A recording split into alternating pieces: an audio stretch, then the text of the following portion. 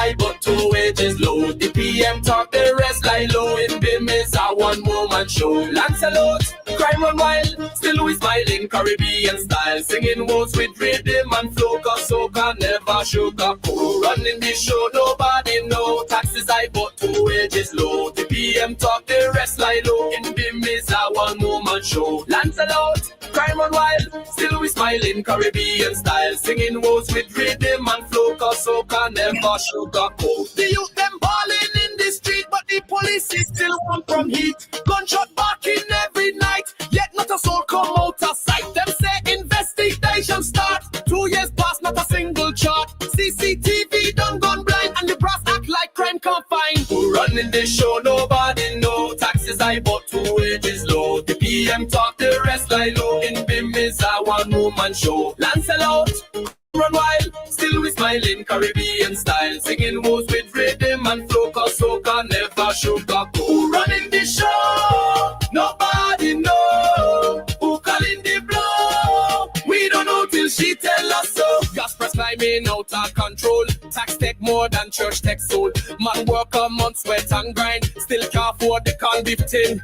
Fiat on water, tax bomb breeze. Poor man begging, love some ease. Politician cruising, new bench shine. Say tight your belt while them drink wine. Running this show, nobody know. Taxes high but two wages low. The PM talk, the rest lie low. In BIM is a one-woman show. Lancelot, crime run wild, still we smiling Caribbean style. Singing words with rhythm and flow, cause soca never sugar no. Who running this show? Nobody know. Who calling the blow? We don't know till she tell us so. Who running the show? Nobody know. Who calling the blow? We don't know till she tell us so. Who running the show? Nobody know. Taxes high but two wages low. The PM talk, the rest lie low. In BIM is a one-woman show. Lancelot, crime run wild, still we smiling Caribbean style. Singing words with rhythm and flow, cause soca never sugar no. Who running the show?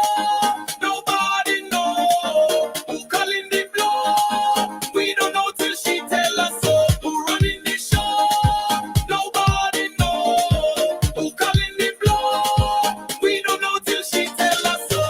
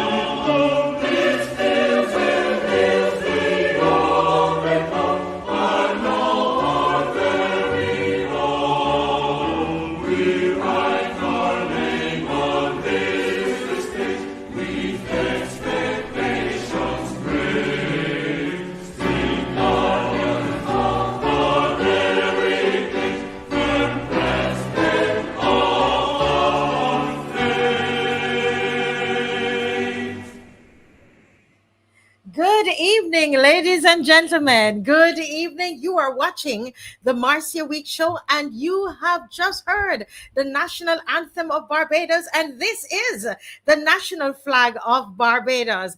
Welcome to everybody. This is a great night, guys. We are expectant listen, guys. We have been having some amazing shows, and tonight is no different. No different. We have a mic on the move where we went right there in Swan Street to see the fire truck. Didn't know it was going to come, but it was right there, and we were able to capture it and capture some of the sentiments of the people, of the vendors right there on Swan Street. And I mean, there's so many issues we're going to talk about tonight. We're going to talk about the new nominated president. We're going to look at some issues concerning him as well. And we're seeing Kerry Simmons. Minister Kerry Simmons, what is he saying? I mean, he's saying basically the same thing that Senator Haynes said in the newspaper today. We're going to examine that, and we're going to look to see exactly what is going to happen to him, because he's saying the exact thing, don't you think? And there are just so many, issues that's happening. It's an exciting time to be alive in Barbados. We're seeing a lot of changes this country is going through. So tonight we're talking about taxes and fines for the poor, but concessions for the rich in Barbados. And there is a petition that is being circulated. I actually signed a petition. I'm going to introduce that to you tonight and give you a moment in the show to go and sign that petition, because it's important that we join together and do exactly what we have to do. But let me just go and give a welcome to everybody who is on tonight. Oh my goodness. Judy Jilks, good night. Monica, how are you? How are you? Marva, good night. Queen D, how are you? How are you? Matthew B, you sent me some videos. I didn't even get a chance to see it. I was out doing Mike on the Move. Chantel Williams, Mildred Ben, Carol, Owen Hines, Lori Bob. How you doing, Lori? Joy and Faith. Hurricane Writer says, loyal opposition assemble. And let me tell you something. We have a march for integrity, where we're going to be making noise. And we're going to show you that poster. That's our preliminary poster, we have something nicer coming, but we have a preliminary poster that I'm going to put on my Facebook page. And there it goes. And you can share it. Share it. So that is coming up. I'm going to talk to you about that. Tony Paris, good evening. Marcia, good evening. Beverly Prescott, good evening. Marcia, my namesake, good evening. Judith Ann, thanks for the information you sent me tonight, Judith Ann. Janine Butcher, we missed Janine the other night. Tony Paris, good night. Diana Husbands, good night. Dalton Spencer. And, people say, why you keep mentioning everybody? We're a family. You need to get it. It's a family. Marcia. Marcia said, what an Athalia, one-woman show. Oh, my goodness. You like that song, Marcia? Anybody like that song? That's a new song that was sent to me this evening. Who liked the song? Hey, VI, it says you don't trust him. Well, we're going to look at that. I think so, too. I have my doubts about him. He's no Senator Drakes. Yeah. Sherry Berry, Sharon Innes, good night.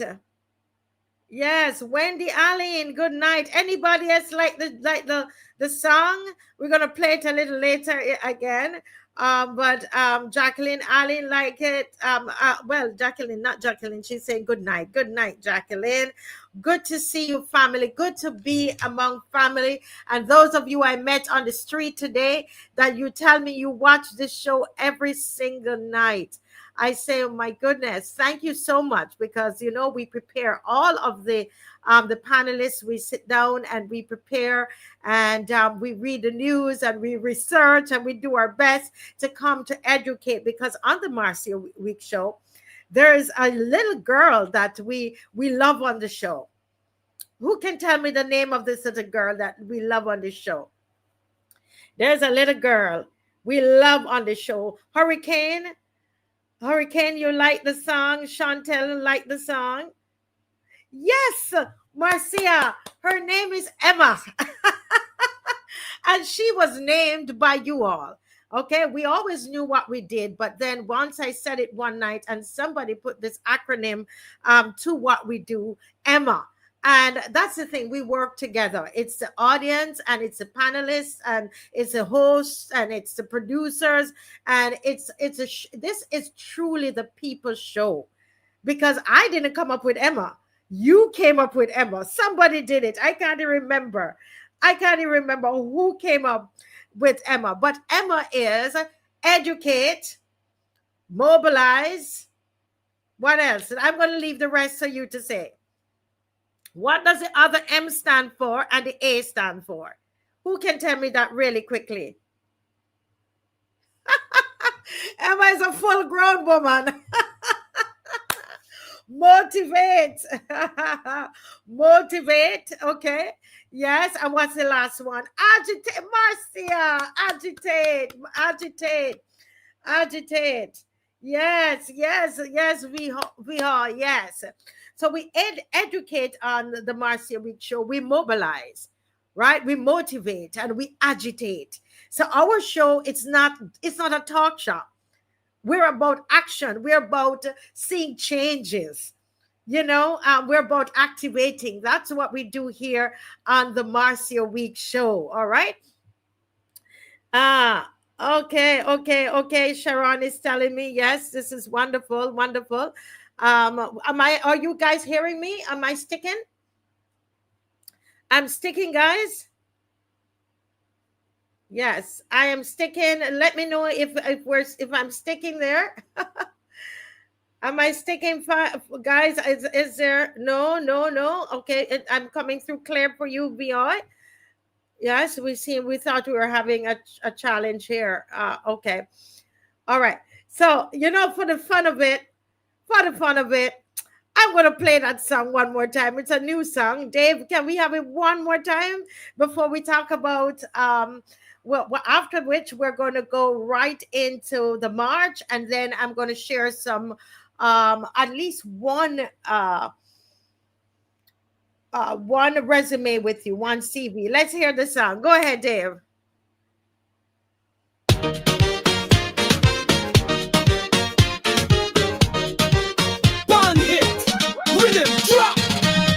Running this show, nobody know. Taxes high, but two wages low. The PM talk, the rest lie low. In business, a one-woman show. Lancelot, crime run wild. Still we smiling, Caribbean style. Singing words with rhythm and flow. Cause soca never sugarcoat. Running this show, nobody know. Taxes high, but two wages low. The PM talk, the rest lie low. In business, a one-woman show. Lancelot, crime run wild. Still we smiling, Caribbean style. Singing words with rhythm and flow, cause soca never sugarcoat. The youth them balling in the street, but the police seat still one from heat. Gunshot barking every night, yet not a soul come out of sight. Them say investigation start. 2 years past, not a single chart. CCTV done gone blind, and the brass act like crime can't find. Who running this show, nobody know. Taxes high, but two wages low. The PM talk, the rest lie low. In BIM is a one-woman show. Lancelot, crime run wild. Still we smiling, Caribbean style. Singing words with rhythm and flow, cause soca never sugarcoat. Who running the show? Nobody know. Who calling the blow? We don't know till she tell us so. Gas price climbing out of control. Tax take more than church take soul. Man work a month, sweat and grind. Still can't afford the corned beef tin. Fiat on water, tax bomb breeze. Poor man begging, love some ease. Politician cruising, new bench shine. Say tight your belt while them drink wine. Running this show, nobody know. Taxes high, but two wages low. The PM talk, the rest lie low. In BIM is a one-woman show. Lancelot, Caribbean style, singing words with rhythm and flow, cause soca never sugar, no. Who running the show? Nobody know. Who calling the blow? We don't know till she tell us so. Who running the show? Nobody know. Who calling the blow? We don't know till she tell us so. Who running the show? Nobody know. Taxes high but wages low. The PM talk, the rest lie low. In the miss a one-woman show. Lancelot, crime run wild, still we smiling Caribbean style, singing words with rhythm and flow, cause soca never sugar, no. Who running the show? Nobody know. Who calling the blow? We don't know till she tell us so. Who running the show? Nobody know. Who calling the blow? We don't know till she tell us so. Yes, who running the show? I can't sing like her. Oh my goodness, it is a one-woman show. Oh my goodness, we thank God this one is not a one-woman show. So said they love them hats. Now, would you believe we're going to do a whole presentation on this with how many ministries this prime minister has her hands in? Either she's a minister of them or she has oversight of them. 8 ministries. Do you know what is the average for the region? The average for the region for any PM throughout this region, throughout the Caribbean, Spanish speaking, Dutch speaking, English speaking Caribbean. Can anybody tell me what you think is the average number of ministries or oversight? Between 1 to 3. 1 to 3. And I know we did a show on this before, and there was somebody from 1 to 3. And our prime minister, I'm going to show you a graph that we did it up on. We didn't plan to do this tonight, but I'm going to show you the graph, God willing, and you will see 8 ministries for somebody who is not here. It could, no wonder the country is like this. No wonder. Most prime ministers, they're the minister of finance or defense. You know, in some countries you will have finance and defense. Majority countries you have finance and defense. Okay? Here she's 8. What's she running 8? No wonder the place is the way. That's why nothing is done.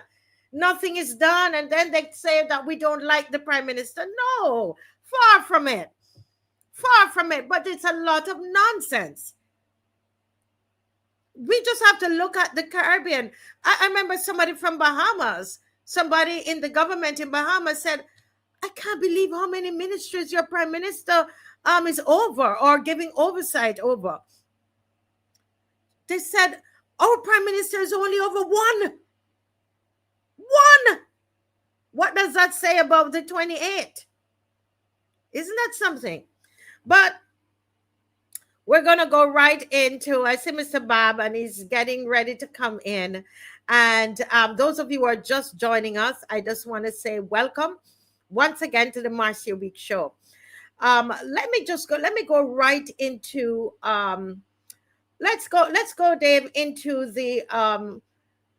the march. If you have the march, I hope that's not confusing for you. Whichever one you have first. If you have the resume first, you can go ahead and put it on the screen, or if you have the march, you can go ahead. Okay, you have the march. Thank you so much, Dave. Okay, so this is a march for integrity. We showed you the other night. And that since 2017, this government, this BLP government, when they were in opposition, remember, we were promised that we were going to have the integrity bill, the law. They're going to start to work on it on day 1. Who remember that we showed you that?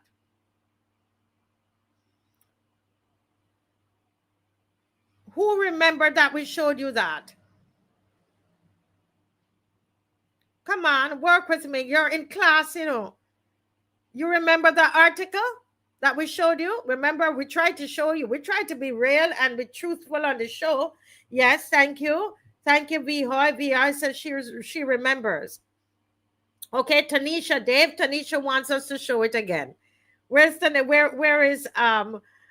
Dave? Let me bring Mr. Bob in here while we show it again. Mr. Bob, let me know if you're ready to come in. Mr. ALWYN Bob. Yes, aren't we always happy to have him? Mr. Bob, good evening. Welcome to the Marcia Week Show.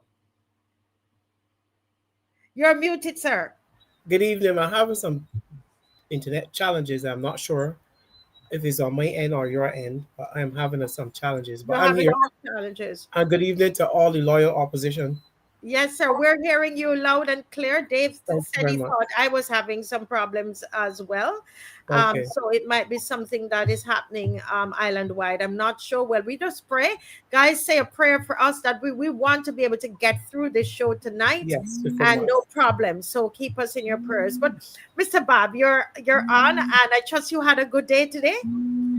Other than the heat, it was a good day. I am telling you. I couldn't bother with any jackets or anything tonight. It is too hot, and I sweat.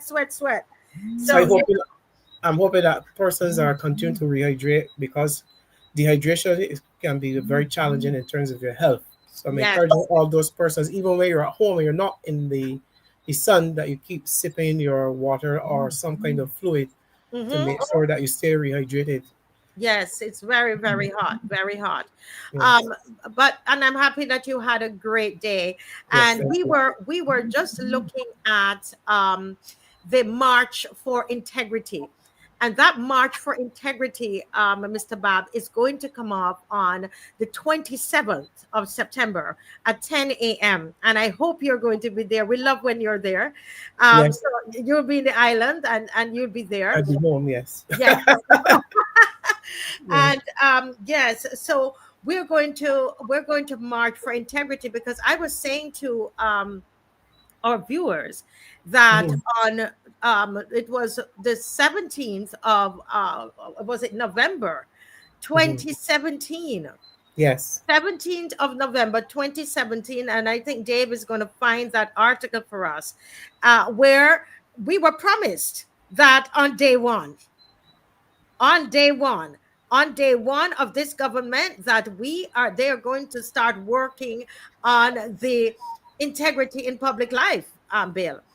And they didn't start on it until I think it was going into the second, when they got into the second term. Somebody can 2023. Right. 2022, 2023. Yes. And up until now, it's not law. But I know that many of you out there can count how many laws were passed. How many of you can write down how many laws were passed, how many bills were passed and made into law since they came into office, but not this one? Not this one. And so we want Dave is looking for it again to put it up. But what are your thoughts on that? But Marcia, you think that they're going to sit down and make law against themselves, to implicate themselves? They're not.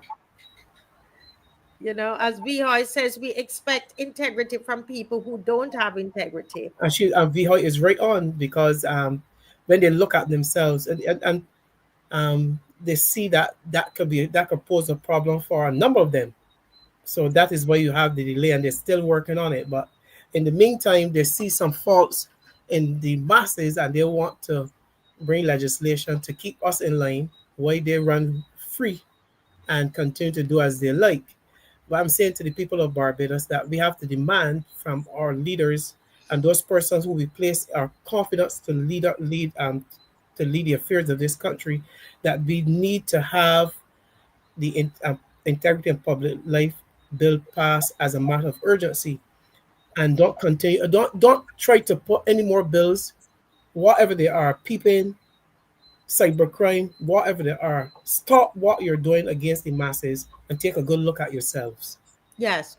And I really think that the people need to put a demand on the government. The people need to put a demand on this administration. The people need to say Yes. to them that, listen, we don't want you starting any bills, no more bills to be passed unless this integrity in public life bill is passed.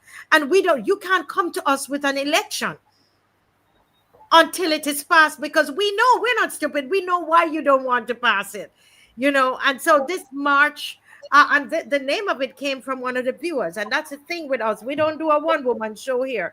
This is Yeah. something that we do together. All day you are sending me stuff that we can do do this evening, and we work on it together, right? And I think Dave has it here. This is the Barbados Labour Party promises to enact integrity legislation from day one if elected. Now, if they had enact this integrity legislation from day one, what are some of the things you think this would cover, Mr. Bob? It will cover they certainly will have to look at their assets, the assets that which they have, declare their assets, and the other incomes that they have. But I'm saying that this day one, if elected, this promise, remember they march, they use their platform to give the impression that there was a lot of underhand things being done by the previous government. So at that point in time, when they were trying to get elected, it seems like the right thing to say and not necessarily what they were going to do, because you had to maintain what the campaign pitch. So this was a campaign pitch and not necessarily what really was a promise that they were going to keep, because they went out there and they tried to tell Barbados that the Straw administration was the worst thing, public and worst government in terms of integrity. But then you turn around and you heard, and within 2 years, the Minister of Finance as part of your whole finance pitch. But I think it was a campaign pitch, and we have to be careful that we do not hold on to promises, campaign pitches, as promises of action to be taken at a later date. And I think this was one of those. This is one, and it's a major one, because Brett is saying that with this legislation, if it comes into place, Barbados, it becomes law that all political candidates running for office would have to declare their assets, Yes, their income, right? We will have to know what's the source of their income, or any loans that they have, any investments. And I think this is what they're running from. They don't want us to know, because sometimes these people go into office and they leave with a lot more than they went in with.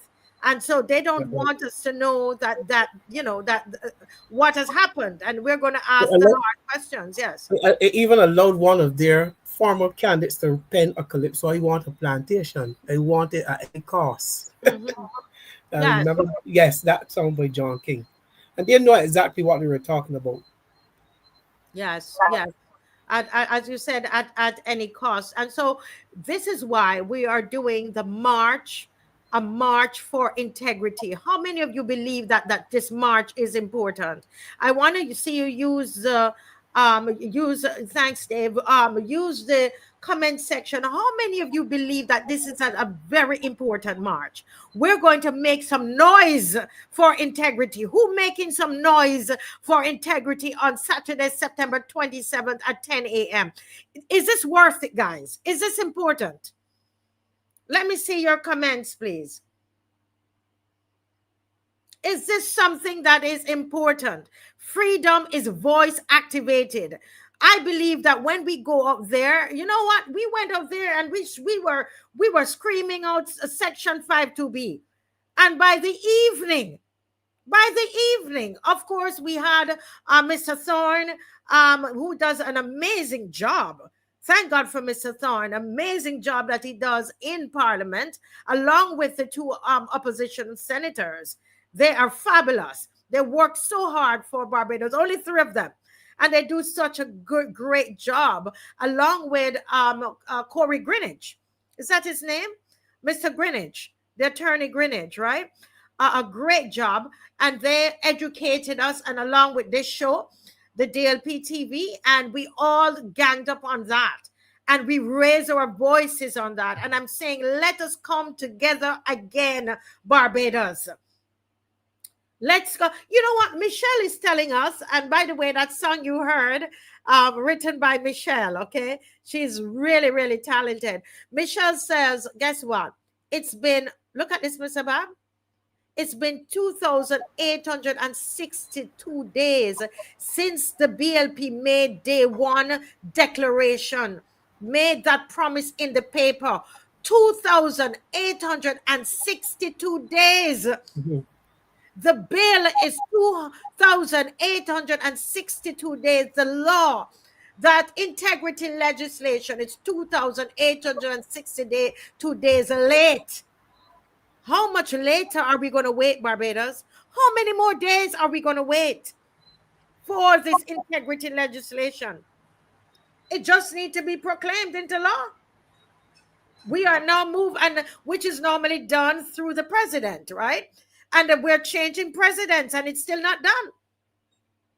Yeah, we're going to have the installation of a new president, and still nothing has been, no approaches, no public announcement, and nothing has been done in terms of moving towards the passing of the integrity legislation. So they are not serious. They're not serious about it. Not at all, not at all, not at all.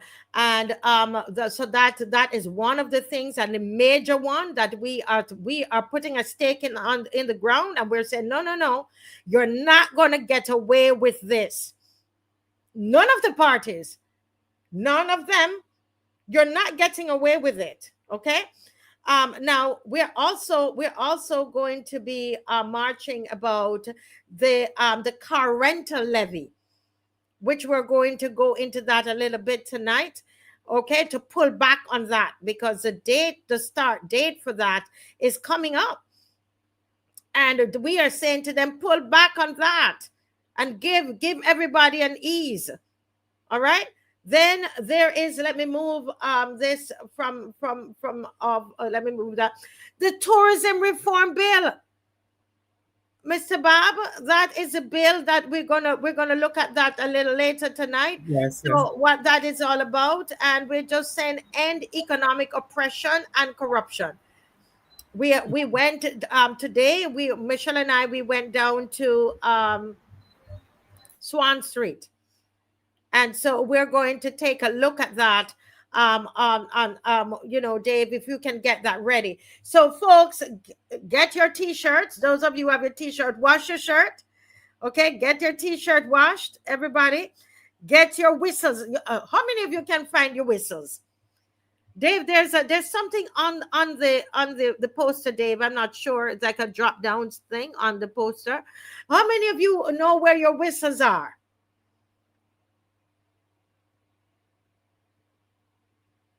How many of you know where your whistles are?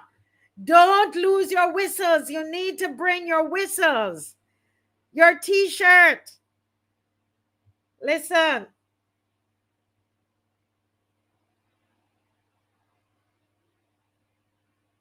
Yes.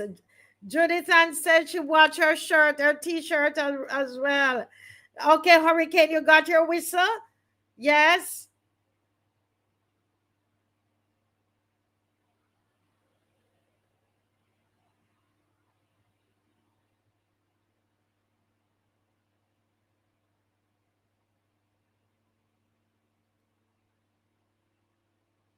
Yes.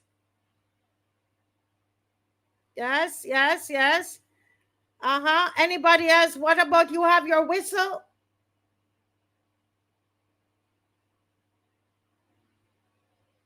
You have your whistle? You have your shirts?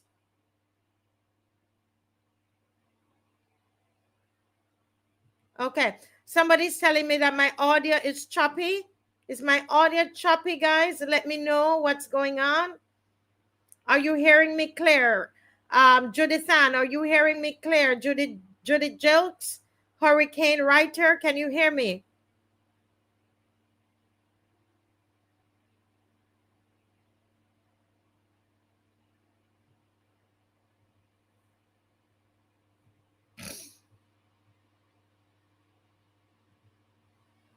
Okay, audio is good. Okay.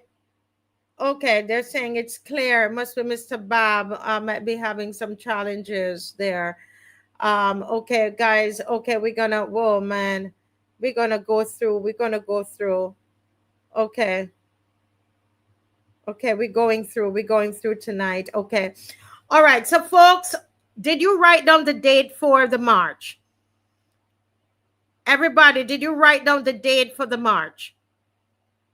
September 27th, 10 a.m. next week, Saturday.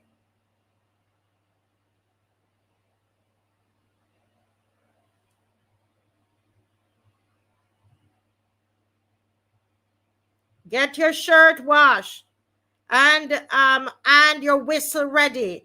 And we're getting some, listen, you know what, Mr. Bob? We're trying to get some noisemakers, okay? Some noisemakers. Make yes. noise.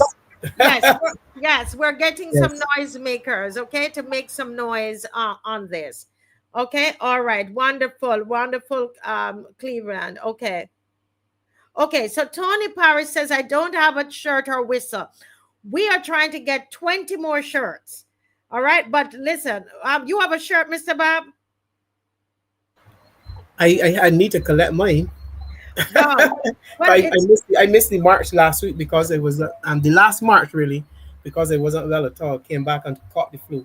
But I'm not going to miss this one. Well, guess what? I'm telling you that shirt, I have 3 whistles, not even 1. You have 3. Well, that shirt is gone because everybody was grabbing the shirts. The shirt's gone, but I will wear a white shirt. Yeah, we're ordering 20 more shirts, and so what we're saying to people, the first 20, you come and you will get a shirt. If you are in the first 20, no, it's not a new shirt. You must have, this is the first shirt that you're going to get, because if you got one last time, we're not going to give you another one. All right, you're to get your shirt prepared, wash your shirt in the week, wear your shirt, bring back your whistle. It's your personal whistle, right? And like school, you're responsible for your whistle. So you bring your whistle. You can't come without the whistle because we got to make noise concerning integrity. Yes. And so bring your whistle and bring the shirt if you have one. If you don't have a shirt, you try to get there early. We're normally down there from 9 o'clock. We're there. So get there early. First come, first served, and you get a shirt. Okay, get a shirt. So please come. Somebody says, Lindsay says she has her shirt and whistle. Yes, so Steve Moore, you've been asking this question all the time. So Steve, let me hope that we can settle this. So Steve, good night. How are you doing? He's in the UK. And he might not understand. He's asking, why are marching on Saturday and not weekdays when they are in Parliament? Steve, so what happens is that people have to work, all right? And you can't leave work to go to a march, a protest march. You will lose your job, all right? That's not how it works here. And so that would have to be a march put on by the unions. Let's be real. So the nurses, they did a march with Caswell years ago, and that was in the weekday. Remember, that was the nurses in the weekday. You can't have a weekday march unless you're going to have the the union is putting on that march, etc. Okay, so basically that's why we're marching on a Saturday, and we do stop at the Parliament and do the national anthem and make speeches at the Parliament and so on. Okay, yeah, okay, wonderful. Okay, great. So that's the march, guys. That's the march. We needed to come out. We also needed to bring your donations to help. That's the way we do it. We do it together. Guess what, Mr. Bob? We're going to have the big truck. You weren't there for the big truck. I lost your voice just now. Right. I was saying you weren't there for the big truck, right? No, I missed. That was the one I missed. Yes. Yes. I can sit here now. Yes, you see that big truck?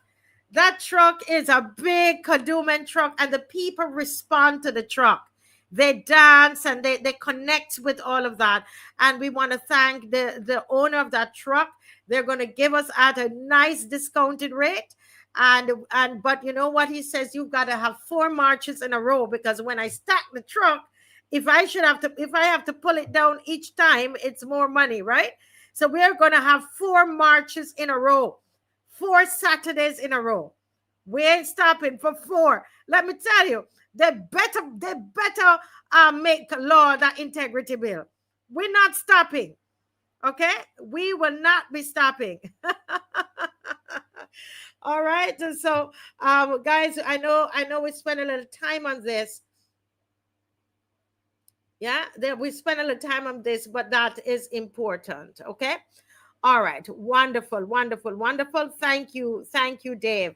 Well, the first thing that the next thing that we want to talk about, Mr. BABB, is Swan Street. And you're still having challenges? Yeah, sure. You keep going. I'll pick up. You're picking up. Okay. Yeah. It's probably delayed. It's a delay you're hearing? Yes. But you keep going. I will follow. Yes. Okay. Mm-hmm. Guys, say a prayer for us out there. Yeah. All right. So we went to do a mic on the move, which I have not done one in a long time because my camera was had a problem with it, so we couldn't use the camera. Got a new camera, which because you brought it in, the new camera. So we went to our first mic on the move with the camera today. And when we got to Swan Street, everything seemed normal, and we were talking to the vendors there on Swan Street. And then, to our surprise, here comes a huge fire truck. A huge fire truck started to come down at Swan Street with all the vendors and the people buying their produce and whatever was being sold there on Swan Street. It's Friday, so it's a busy time there on Swan Street. But before we show you the video, I just want to preface this by saying this, that in no way am I saying that the fire officers, the fire what do I need? Is what's it call it? The fire officers. I'm saying the wrong thing. There's a name. That they should not be doing their job. Agreed. Yes. You're saying something, Mr. BABB? I say, yeah, you're not saying that should not be allowed to do their job. Correct. I agree with that. Yes. Yes. Safety is important. What we are saying is this. So if anybody is watching from the fire department, please hear us clearly. Hear clearly what we're saying. What we're saying is this. Please, whatever you're doing, we're kindly asking you to work with the vendors who are there. We're asking the police and the fire department to work with the vendors. When I was there today, Mr. BABB, the vendors are saying we are willing to work with the fire department. Mm-hmm. But a lot of them are scared. A lot of them are worried. They are worried that they feel that something is up. They feel that there is something amiss. They feel that they are going to be moved. And so tonight, it's an appeal. I'm asking for the authorities to give these vendors the assurance that they're going to work with them. Majority of the people are saying on Swan Street that they've never. Some people are there from 20-something years, 30-something years. They've never seen a fire truck in Swan Street. Let me repeat. They have never seen a fire truck try to come through Swan Street. They are concerned. They said to us that they were told by others on the street there that they're going to make the place into a mall. And they're concerned that if it becomes a mall, will they be part of it? Those of you who are in charge, those of you who have leadership in this area, can you please give the assurance to the vendors that this is not an activity to prove that the fire truck cannot come through, and then okay, then we will have to move the vendors.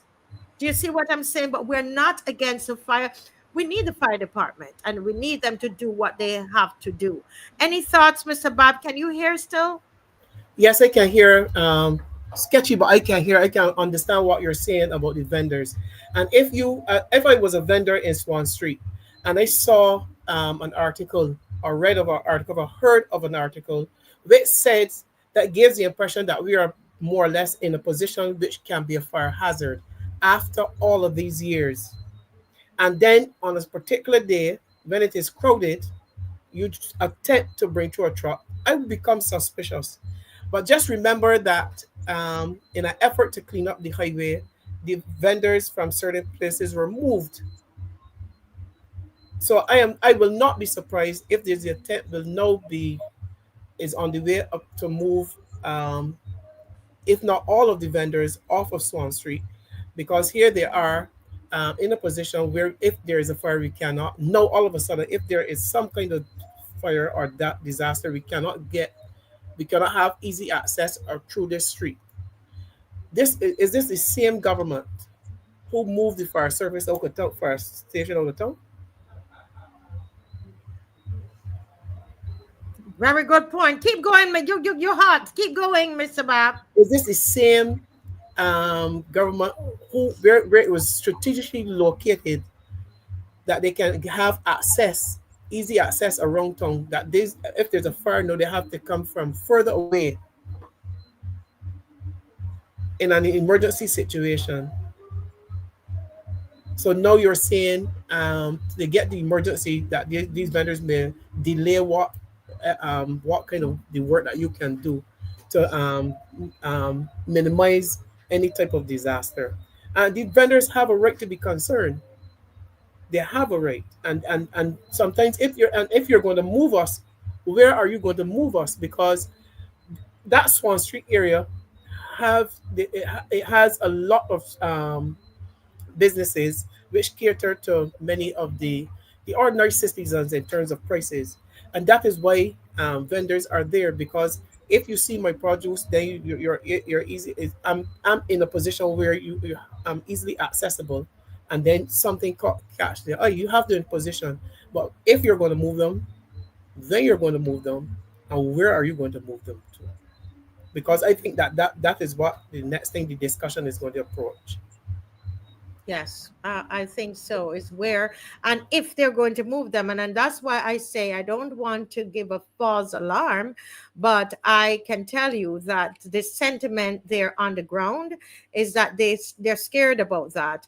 Is it important that the fire truck is able to be there if there is there's a fire? Of course, we would be irresponsible if we are not for fire safety.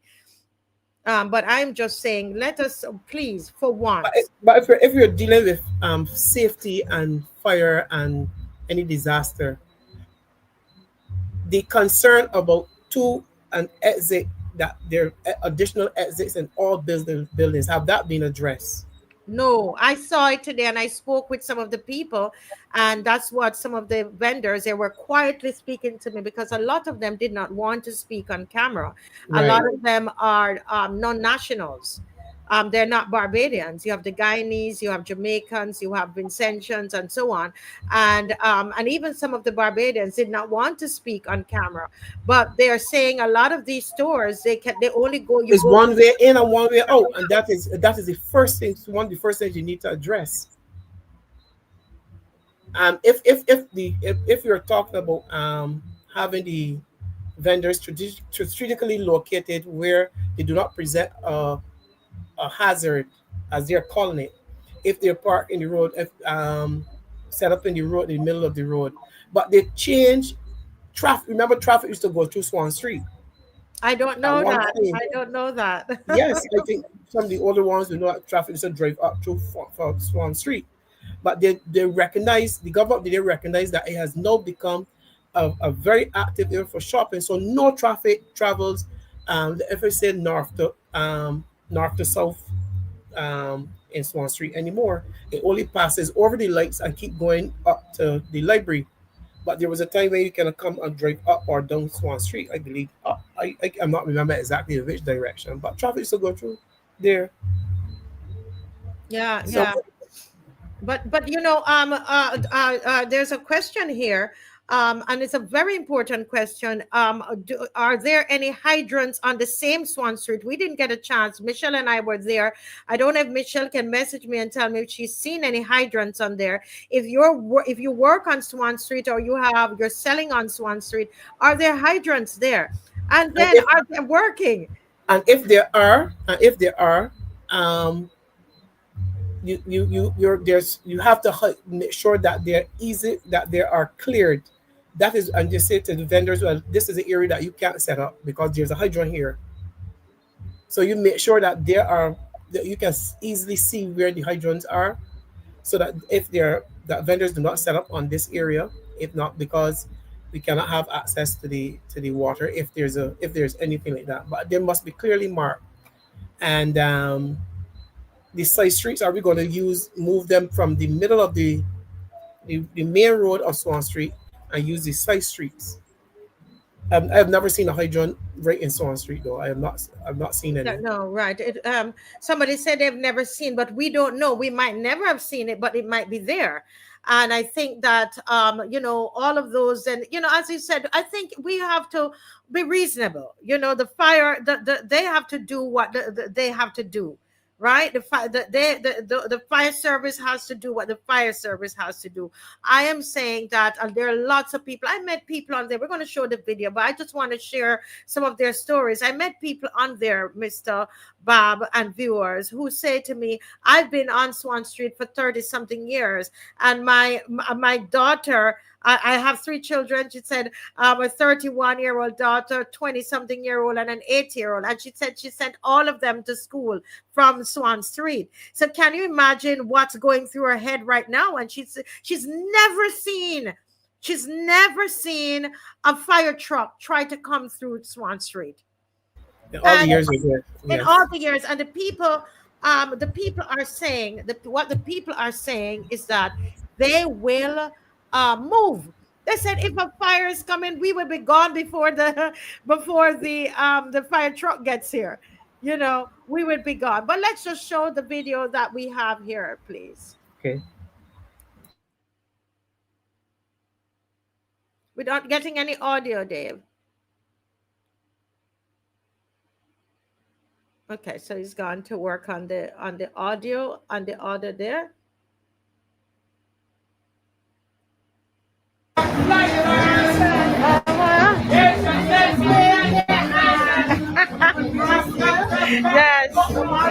Yes. I'm down here recording to protect the vendors. I would come down here.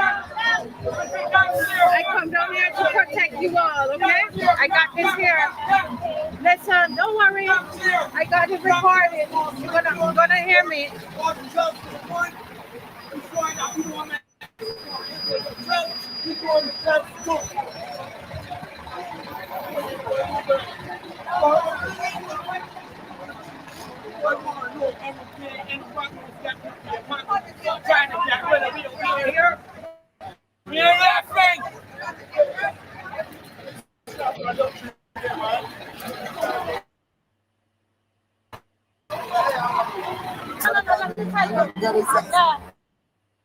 We came with the camera just because we're here for the vendors, okay? Understand that. So because we believe that there's a plan to move you all. That's what you understand. You gotta think. You ever seen this yet? They have smaller trucks like that for the biggest one. Thank you. They bring. Okay, but talk. I want what you want. Talk. So what you just said, but I'll show you. They have smaller trucks, but I'm with the biggest one. They come on. The biggest, yes. The biggest truck they have. Can I show you? Pardon? Can I put you? You can show me. Yeah, go ahead. I don't really do the cameras, and I already have so much to say. Right. If you understand. Yeah. No, don't worry. But you're saying you believe there is something sinister. Yeah, I don't like what they're doing though. You know what they're doing? Because if it is they have to move, they're gonna put a lot of people on the jobs. A lot of people on the jobs. And I don't like working for people. I prefer to work for You myself. prefer to work for yourself. What's the name of your business? I mean, really have the name. It's some nice perfume. Let me. Okay. Let me see that. Yeah. And how is business? Yeah, business. Since school no start. Yeah. It's a little slow, but I don't complain. Right. Okay. I just really try my thing. You try your best and do something for yourself. Yeah, and if I do it, But all of here is going to look like lime grove because they're building. Oh, you see the building over on that side, all those hotels, so you guys can't stay here. The government got some bigger cases she had, man. Yeah. Yeah. Got more things she can. Yeah, don't worry They know about what it. they're doing. Yeah. That's all they can say. Yeah. But it's really as people know you say you can do. Yeah. As put together. Keep it together. Yeah. Keep it together. Yeah. You want a Dutchman, go to Rastaman right there, he's going to give you a Dutchman. Rastaman? Yes. Rastaman, I'm here for the vendors. I saw the news and I came down for the vendors. I don't work. I want to record what they're doing because we've seen the plan and what they're planning to do here is going to look like Lime Grove. You and I have to be down here.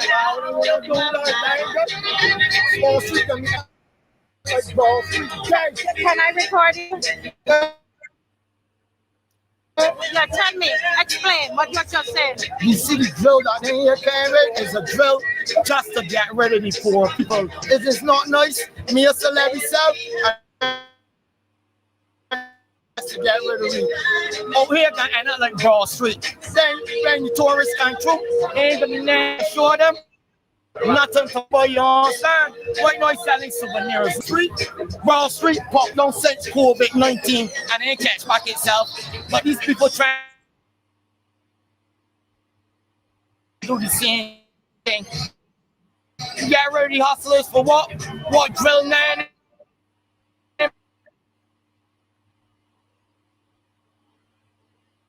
Burning. This just a drill to get rid of the hustlers.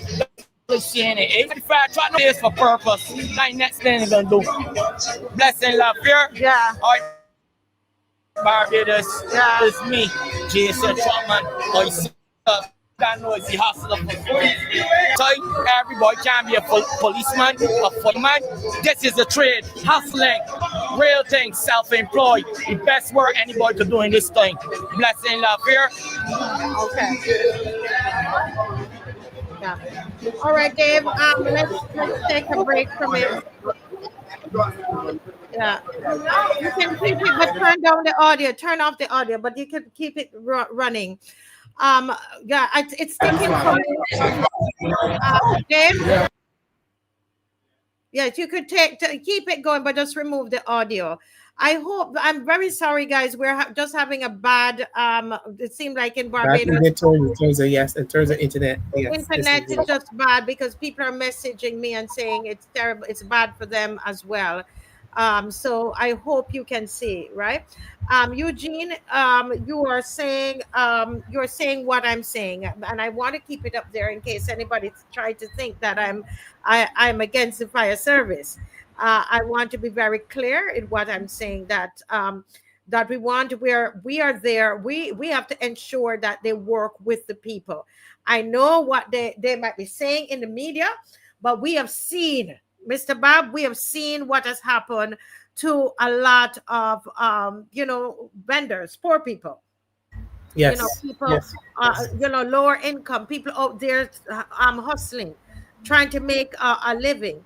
And so what we are here to do is to ensure I told them I wanted to document it, and anytime anything is happening down there, I want to be there to for the vendors. We've got to look out for them. Mr. BABB, any thoughts on that? I hope you can hear now. Yeah, whatever plan that they have in terms of Swan Street, the vendors must not be disadvantaged. They must be placed in a situation where they continue to provide for themselves in a respectable way. You do not move them from an area which is lucrative, which is good for the business, and you move them away to some back street place or somewhere that that their usual customers find it difficult to get there. That is what happened on Spring Garden and all with the vendors. Mm. And the traffic has been reduced from considerably to those vendors having access to good sales. So whatever plan that they have, it has to make sure should make sure that those vendors are in a position where they continue to earn in a respectable way. And I am beginning to wonder if the Bridgetown plan by this government includes the whole dismantling of some place like Swan Street. You know, Keep Swan Street going. Theatre Keep is a going. massive. It's interesting. Keep You going. you have a plan coming from all down Bridgetown all the way down the west coast, which presents a country similar to Little Dubai. Are we going to have an area within that in that plan that gives the atmosphere of poor people shopping and vendors um, congregating in an area, a part of that luxurious plan that you're trying to project onto the world? Are we part of the plan? How are we as this? Whatever plan you have for Bridgetown, does it include the poor, the masses of people?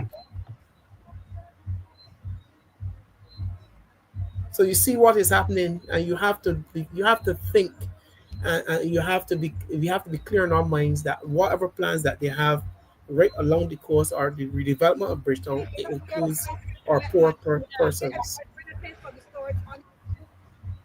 Yeah, yes. And someone said that, that the Swan Street, who is it that's saying? Kamar says, truth is, Swan Street has become overcrowded and the lawlessness of smoking has taken over the street. That Well, is not true.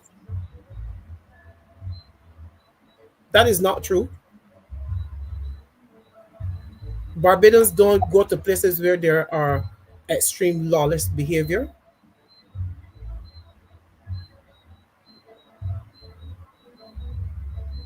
well, I was there today and I did not see any smoking. More than I actually didn't even smell any marijuana or anything. The people were actually selling and actually wanting the truck to move so that they can, because the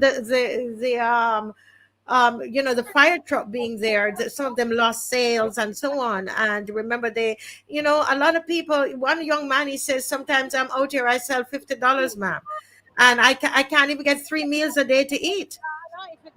So when the truck passes, then they feel like, because it's taking up time, etc. And it's overcrowded because it's become a market.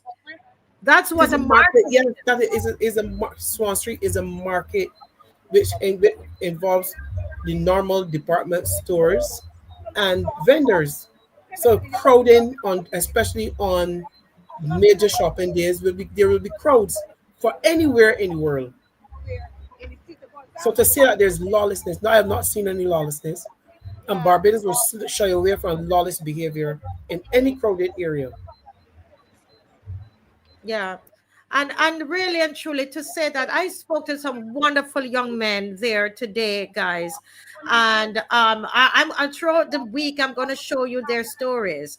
And wonderful, wonderful. And they are really about working. And one of the young men, he said to me, ma'am, I would like some land to do some agriculture. I want to plant some fruit trees.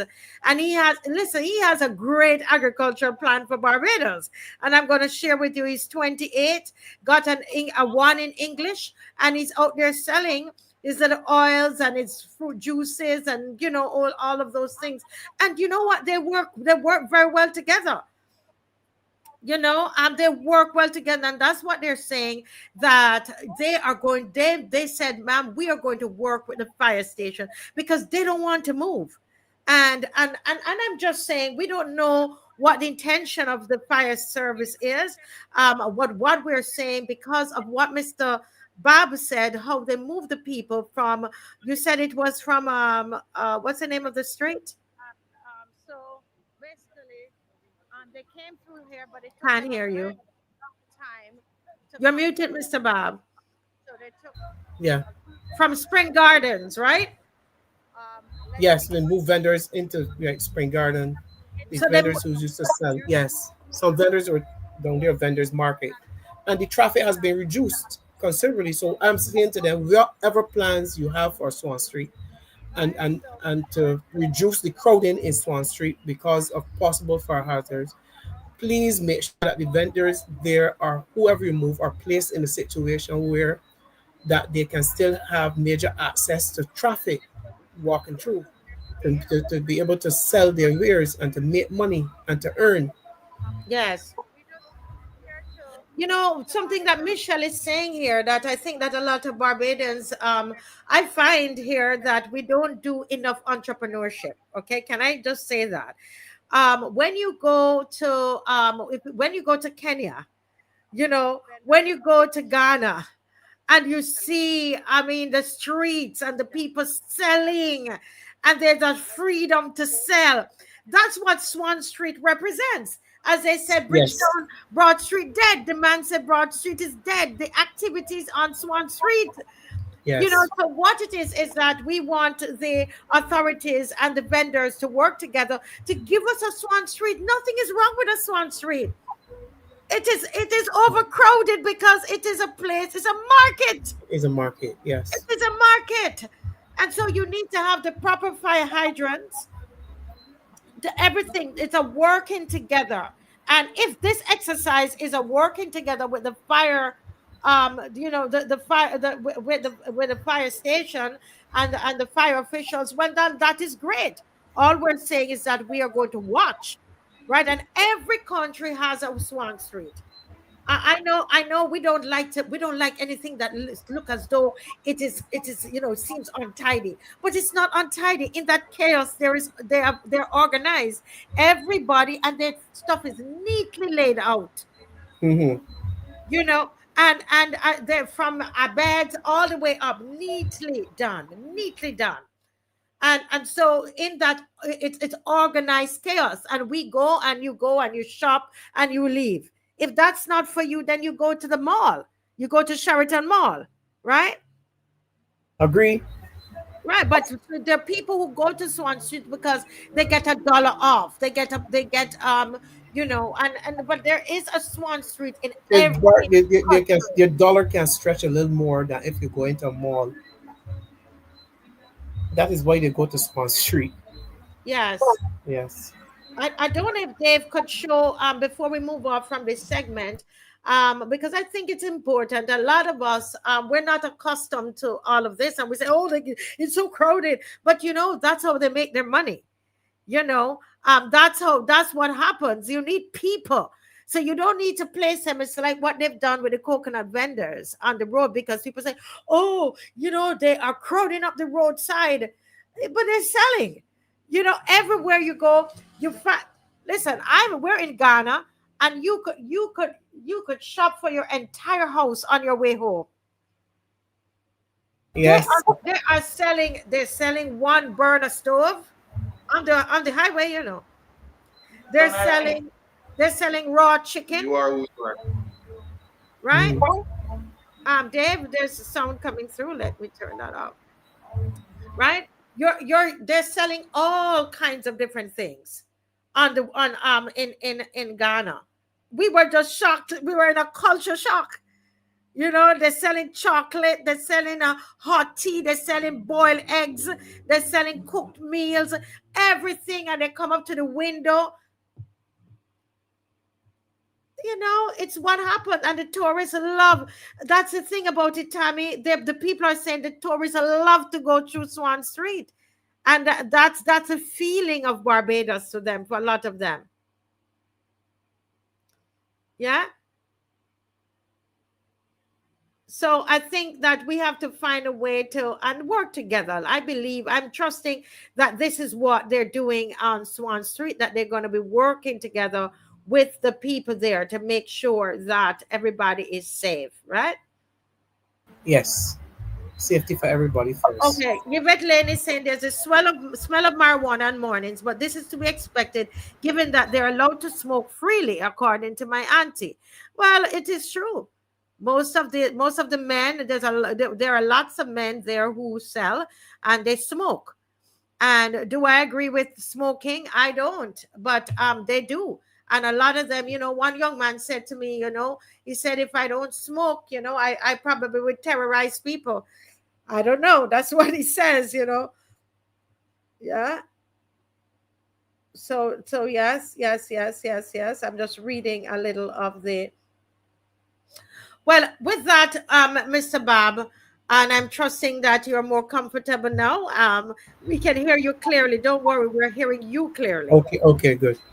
But what I want to talk about is the tourist bill, Mr. BABB. This is a bill that says that if you have an Airbnb and if you have an Airbnb, or if you have if you're renting your house out, a room in your house, an apartment that's on your house, then you will have to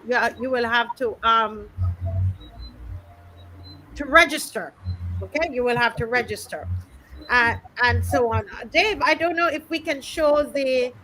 Dave, can we show the petition that is being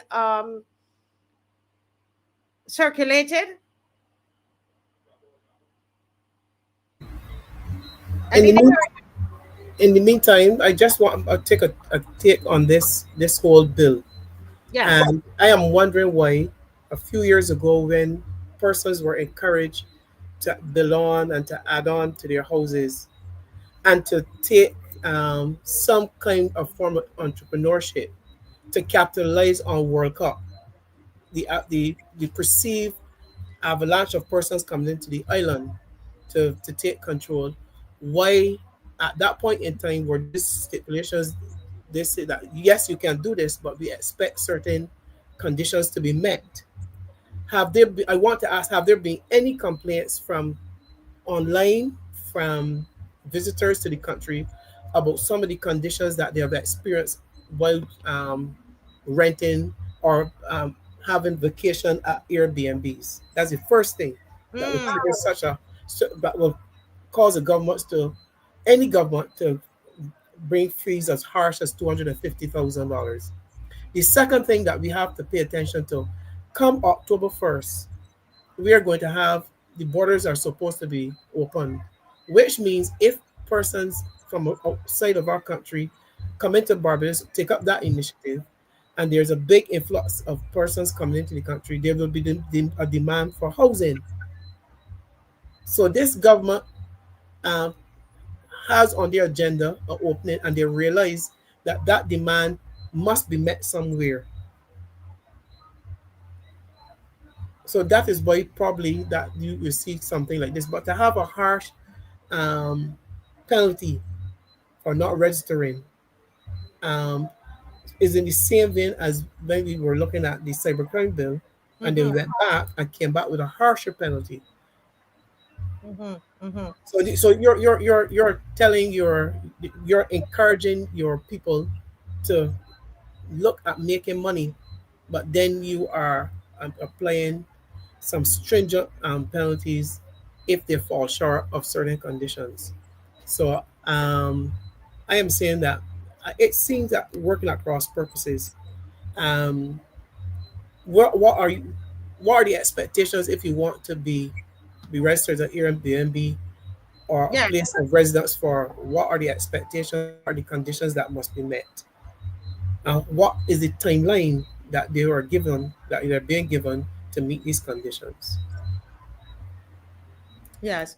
Very good points there. Because I remembered when people were being encouraged, Mr. BABB, to build, to do some renovations on their homes so that, they would be able to accommodate people for World Cup. And you know what? There's lots of people who did it and they didn't get anybody.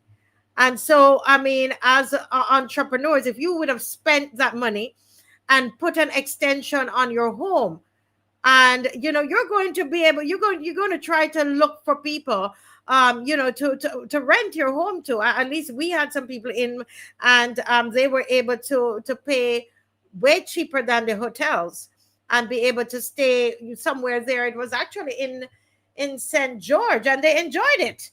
They actually enjoyed. I see people all in town, different places in town, and they're having, they have a very, very good time.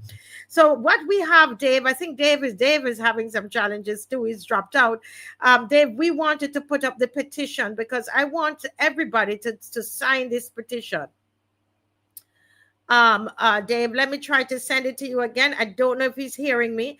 Folks, bear with us tonight, where it's a lot of interruptions that we seem to be having tonight. Yes, thank you. Okay, great. Oh, wow. Only 668 persons have signed. And Dave, if we can get it in the chat, in the comment section. All right, if we could get it in the comment section. Petition regarding the proposed tourist accommodation bill 2025. You know what's so great about this? We didn't do this. This came from people who, they came together, people who have Airbnbs. They did this. Isn't this amazing, Mr. Bob? And this is how you know that people are waking up. They are waking up and they're recognizing that if we push hard, there was a time people said, leave them because you don't know, they're going to do what they want to do. But people are actually waking up and doing something. And, here in the chat, you're going to see the link. Everybody, look where you see the MARCIA Week Show or the Africa Bridge TV network. You will see the link there. You can copy the link. You can go ahead, please, and copy the link and sign. Sharon Innes says she signed already. Let's read what it says, Dave.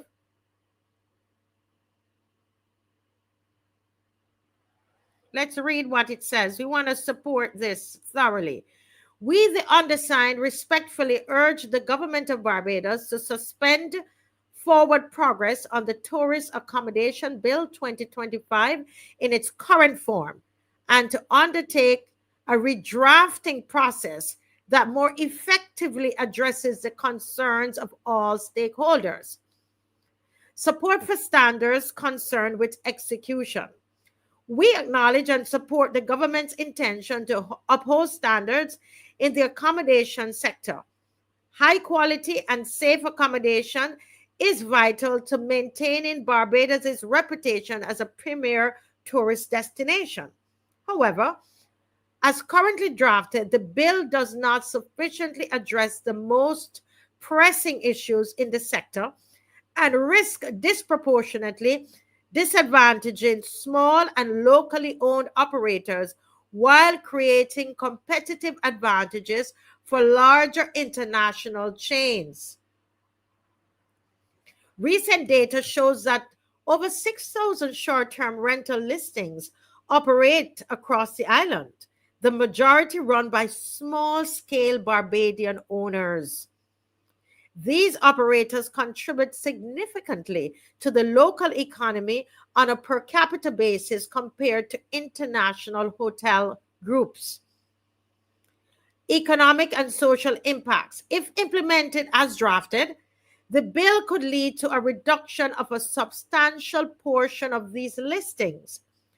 The resulting economic effects would extend beyond property owners to include housekeepers, groundskeepers and maintenance staff, taxi operators and other transportation providers, small businesses, restaurants and local shops, ancillary service providers. Additionally, restrictions on rental flexibility may reduce foreign investment in local real estate, particularly from seasonal homeowners who rely on short-term rentals to offset costs.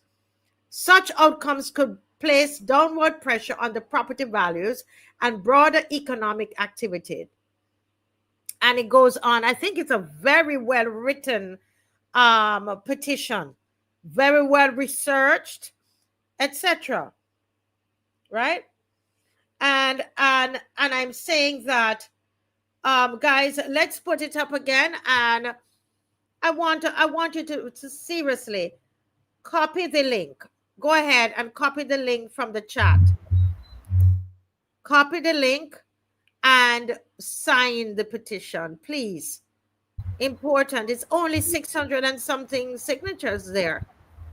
They need your help. We need your help. I don't even know these people, but it doesn't matter. I'm Yes, it doesn't excited. matter.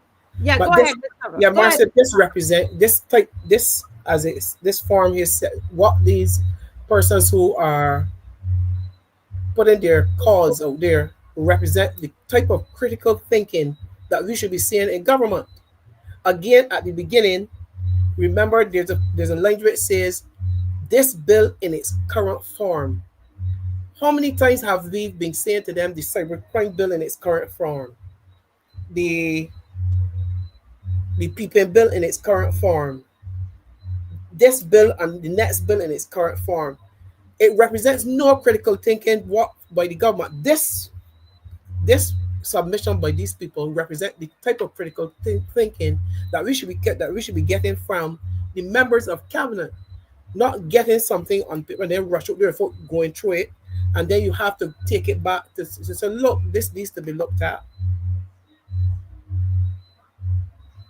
They should, yes, I agree with VHOI. They should have about 5 signatures by now, because this affects even our family, because it says about groundskeepers. It speaks about the transportation providers, those persons who depend on tourism.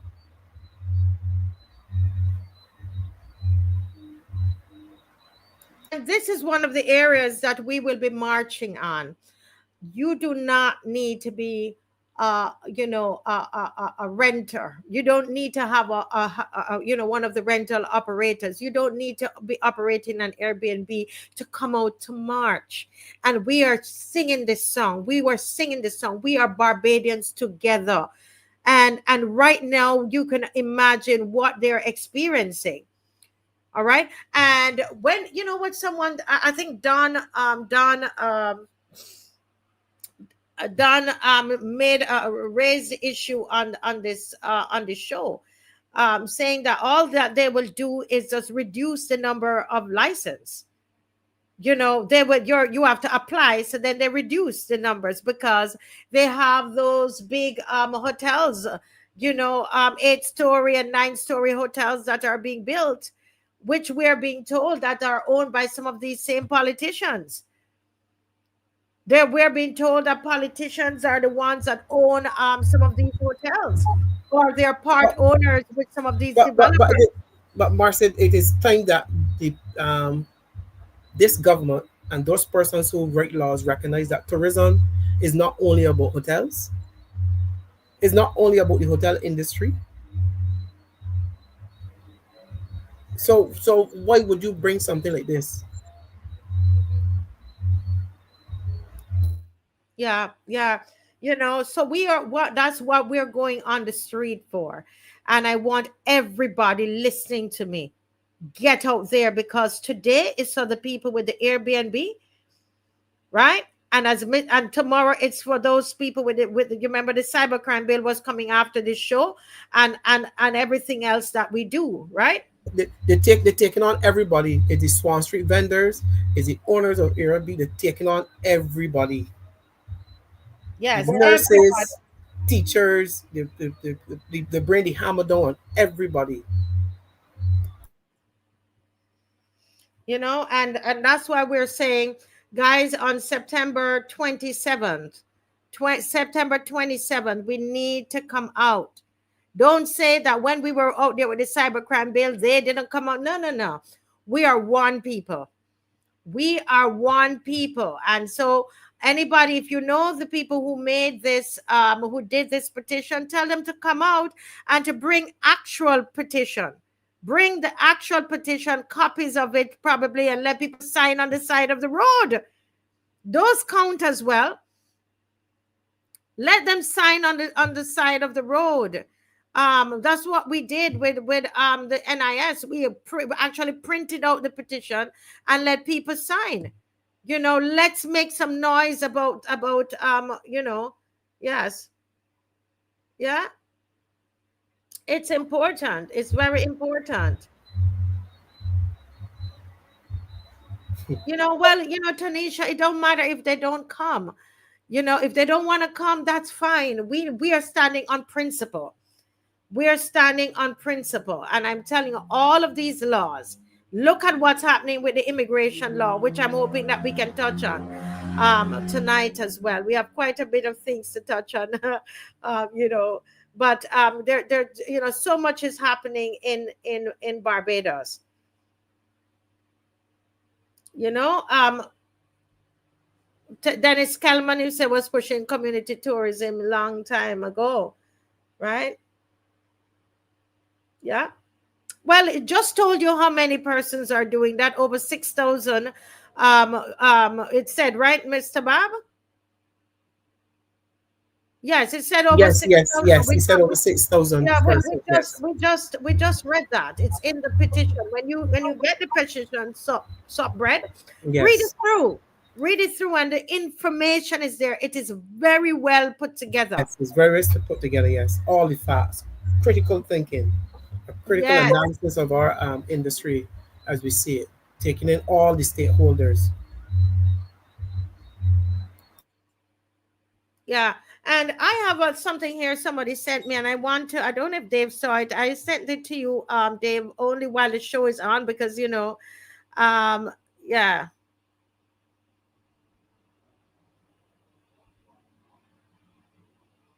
So go ahead, Dave, just check. You will see something there. It's black, and it seemed to be a Facebook post or an Instagram post. And I want to read that. If you can put that up on your screen for me. It's came in at 8:13 p.m. Thank you. Oh boy, Dave, thank you so much. I tell you, because everything it happens on the fly, and we are here operating, but not operating on all, you know, cylinders, because we can hear noises and so on, but we're trying our best.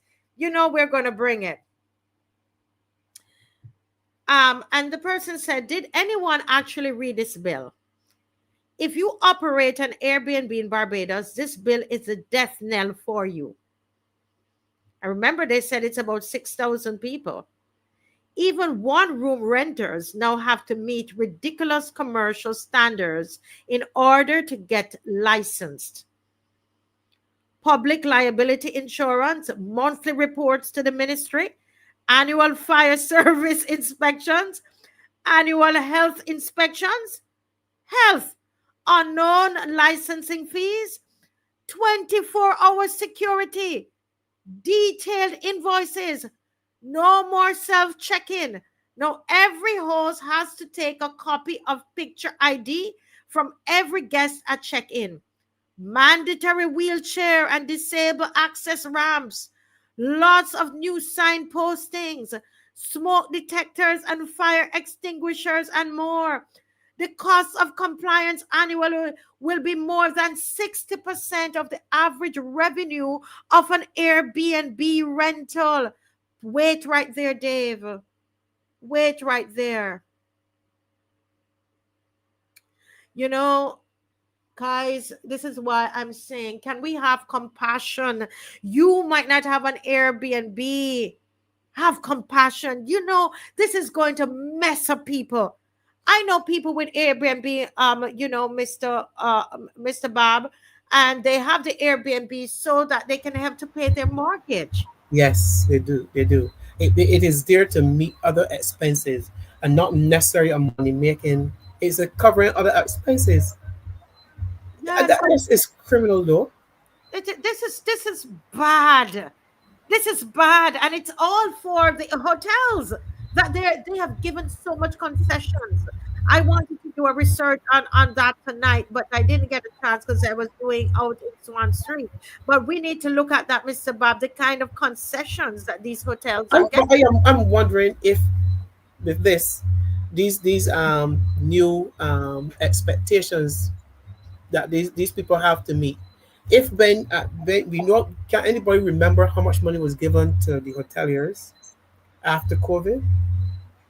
I was saying I wanted to check on that. I didn't get and how the hoteliers, not the hoteliers, the workers had to almost protest because some promise was not met, or it took very long.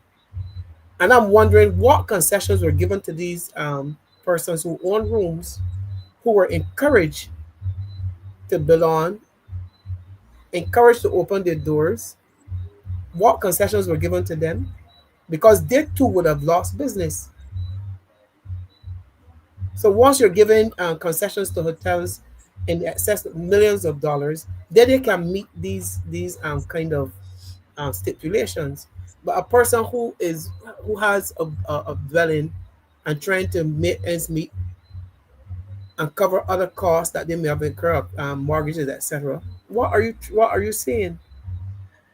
And you know, Mr. Bob, I want to I and this is where, you know, I say all the time, and I get cursed for it, but I say this: I am grateful for the one opposition member that is in Parliament, Mr. Ralph Thorne, he has been sounding the alarm on this. I love to give Jack his jacket. Mr. Thorne, Ralph Thorne, take a bow, sir. This man has been sounding the alarm about this bill. He has been and educating Barbados on the bill. And that's what you need an opposition for. When you hear people say, oh, you know, the 30 love, you're all gonna get who? You all?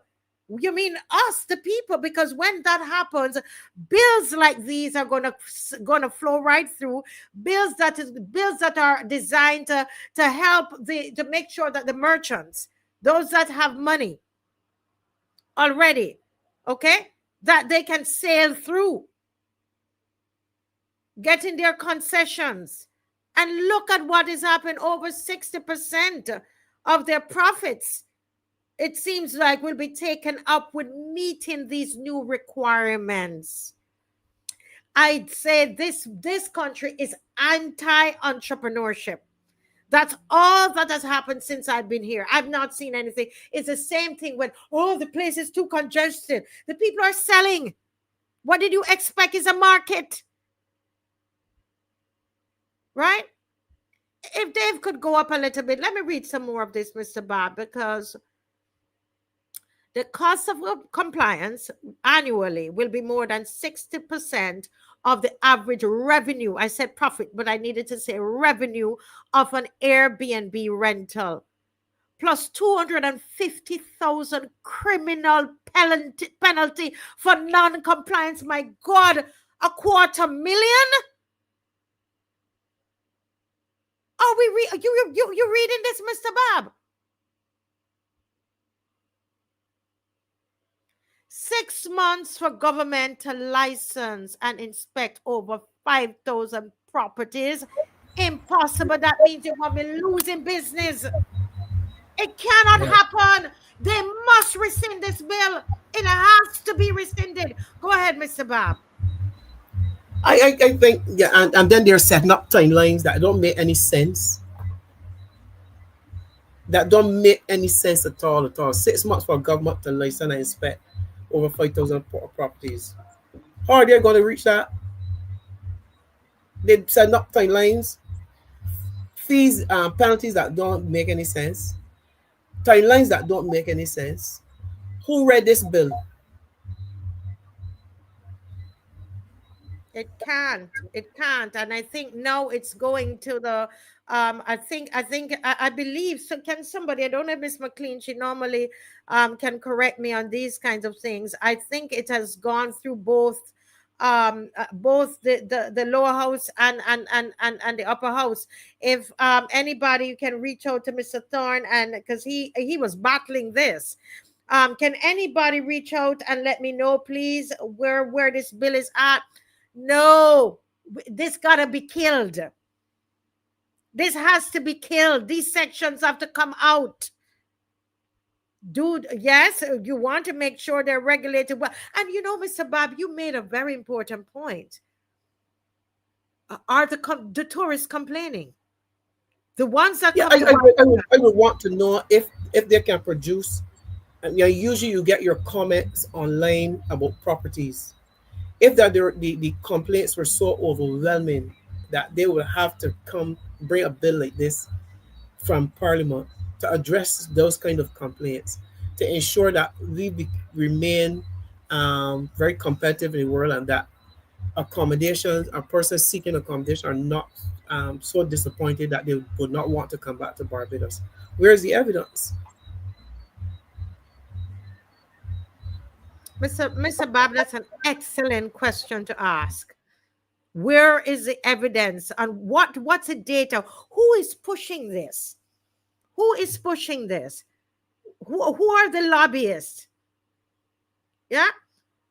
It says here, 6 months of governmental license and inspect over 5,000 properties. Remember, we told you that it's about 6,000. Impossible. Authoritarian power to the minister to make regulations, etc. This will cause Airbnb to pull out of Barbados, costing the tourism economy over 60 million per year. It will put all tourism rental income back into the hands of the rich elite and take it away from the average Barbadians. The plantation mentality is back. I don't know who's wrote this, but I'm telling you, people are fighting. People are fighting, and you're fighting. I go fight with you. And that's why we're going out on September 27, 10 a.m. Get your T-shirts. We will have shirts ready by 9 o'clock. We have shirts down there. First 20 person comes, you get your shirt, right? Bring a whistle, make some noise, people. We're going to have placards. We don't hate Barbados. Don't let them tell you that we are the people that hate Barbados or that we are the DLP. No, we're just like you. We are people just like you. We do not plan the marches for no, we don't meet with the DLP to plan any marches. Meet with who? I hear the people, you message me, you know you do. And you say, Marcia, we're ready for a march. You name the march for integrity. It's from the people, not from me. It doesn't come from me. It doesn't come from the panelists. It's the people. What we do, we're very skilled at tapping into the voice of the people. One day it was for all the people that are on the internet and so on with the cybercrime bill, and a lot of you didn't care. But now they're coming for you. They're coming for your pocket. And we all need to care.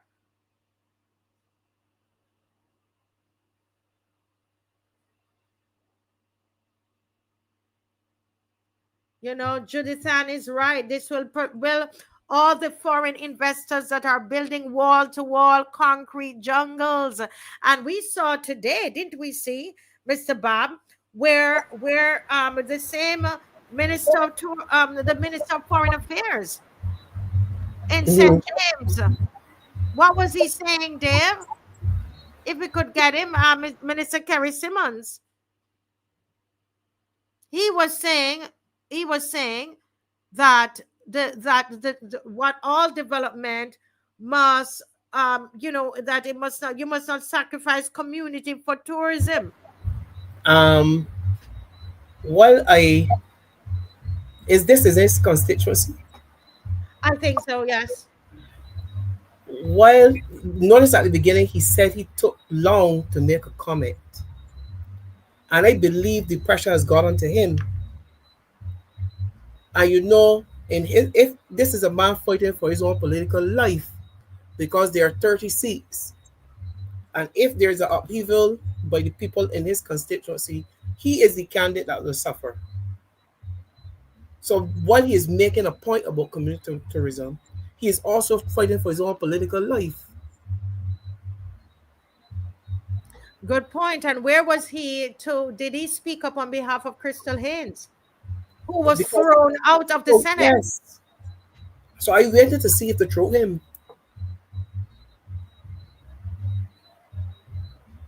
That's a good point.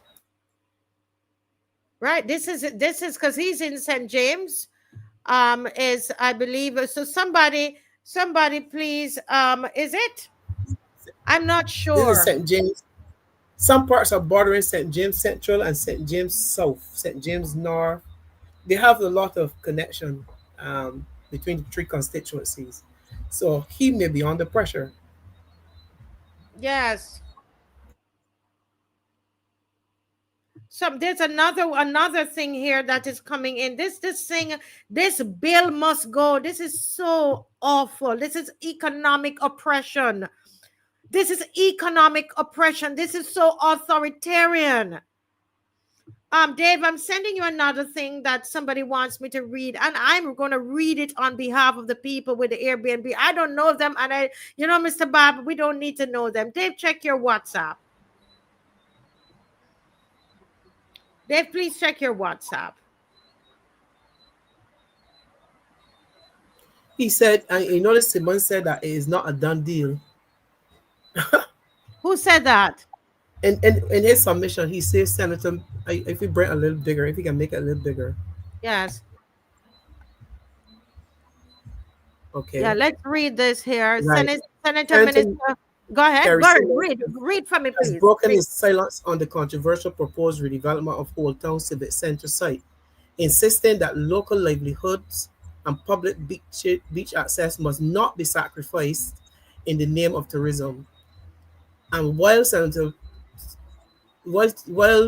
Senior Minister Infrastructure and Planning in the Office of the Prime Minister, Mr. Dr. William Duguid, earlier this year indicated that the government was pressing ahead with the project, Simmons hinted that this was not yet a done deal. But these men what are you saying? Because they said it was done. And then it wasn't done, and then it was done, and he's saying that it's not yet done. It's not yet a done deal. I told her this. When I read this, it's a man for survival. Isn't it confusing? Continue reading, sir. Speaking at the St. James Ideas Forum Town Hall meeting at the Frederick Smith Secondary School on Wednesday night, the Member of Parliament for St. James Central declared that investment must not come at the cost of community identity, and he called for a coexistence between development and residents' rights. He's not saying anything less than what the young senator was fired for. So I'm waiting to see the response, because he has broken ranks with what his government is saying. Wait, up to this point, I have publicly kept lips pursed, he told the gathering. One cannot be seen to be in cabinet, let alone carrying the designation senior minister of the cabinet, and be publicly parting company with the cabinet of which you are part. So obviously, a lot of talking and negotiation has to go on behind closed doors. Hey.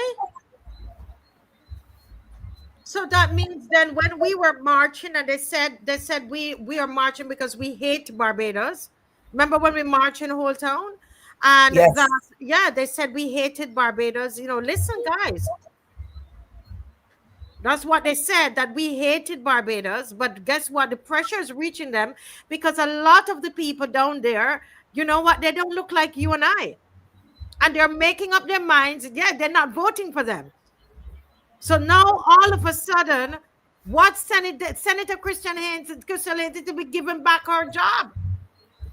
If this is the case, read on, my brother. I can't see because there's a comment across. Mitchell is saying there's no confusion. He's stuttering, riding the fence, depending on what room he's in. He's fighting for political. It just goes on to give the outline of another person who is there. The government plans to develop. Dave can take up the. Yeah, Dave. Yes. Yeah.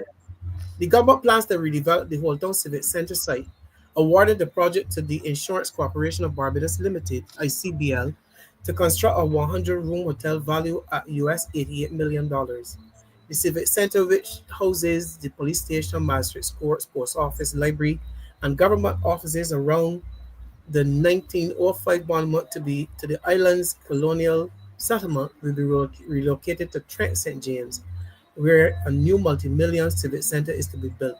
So if it's not a done deal, are they still going ahead with this? If this negotiation is still going on behind closed door, are they still going ahead with this? Because they've already started to clear trends, and this is what we're trying to say to you, government, if you're listening. Most of the time, you sound like you're lying, because we know that you have started to clear trends.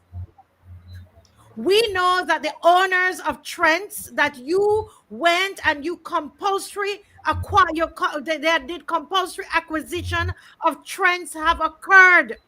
It has occurred because we know from the owners that you went and took up the people land at Trents. So what is this you're talking about? And that's why we cannot trust you. Nobody hates the government. What the problem is that it seems like you're lying to us. Yeah. Continue. He has to come down the page. But this Kerry Simmons said a lot here, but food for thought. Just come down here and come down the page. Right. I know how strongly Senior Minister Duguid feels about this particular project. But equally, my judgment, and I was a former tourism minister, is that we have to find a way of getting a coexistence of the Barbadian community with the investment effort. One cannot alienate or exclude the other, he said. And where that has happened in the Caribbean, and we can point to places like Jamaica, for example, you get an us versus them kind of thing, and that has never been what Barbados is about.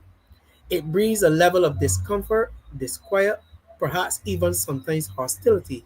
And again, that is not what Barbados is about. I do feel that if this project is to go forward, these are a lot of ifs now, and there are still some ifs on it. What I do feel that the ability of our people, the vendors, and so on, and the restaurant operators who have been there for a lifetime, to continue to have ease of access to the community and the community to them, is vitally important. And that is, I think, the distinguishing factor that must be there if this project goes forward. And not, I continue to keep saying if. He is fighting for his political life. This is a lie.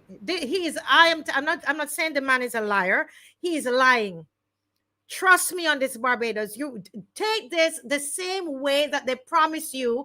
If you're in St. James, Sonny and all of you down there, all of my white Barbadians, all of you down there, do not believe him.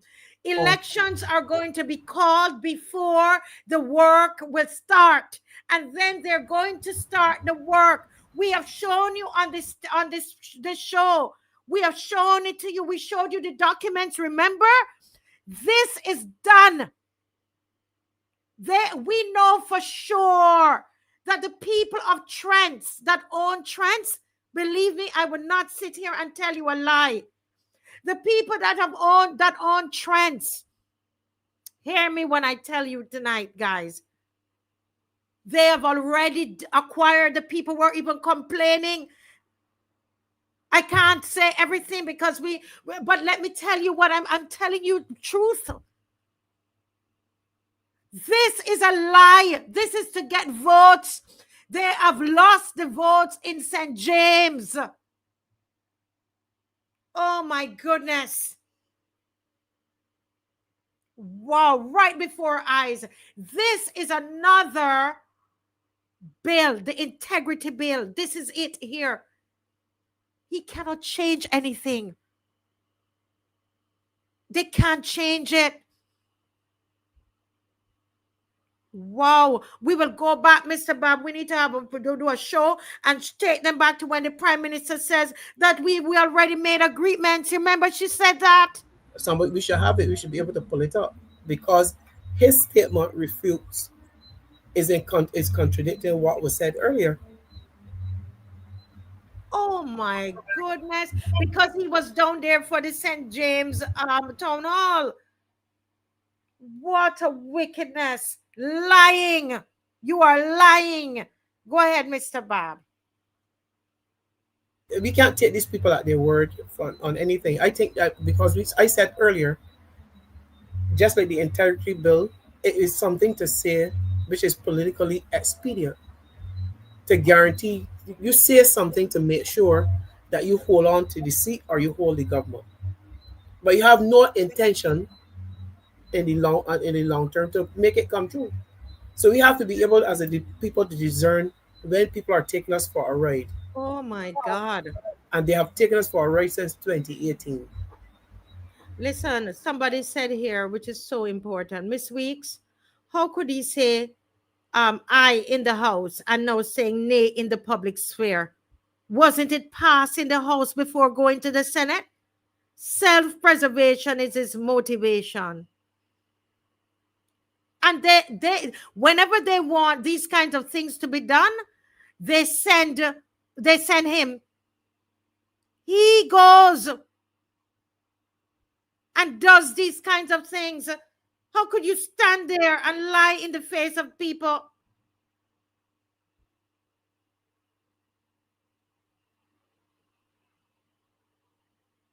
Wow. You see, this government has lost its way, and they are thinking that they now can say or do anything to the people, and we will just take it and vote for them.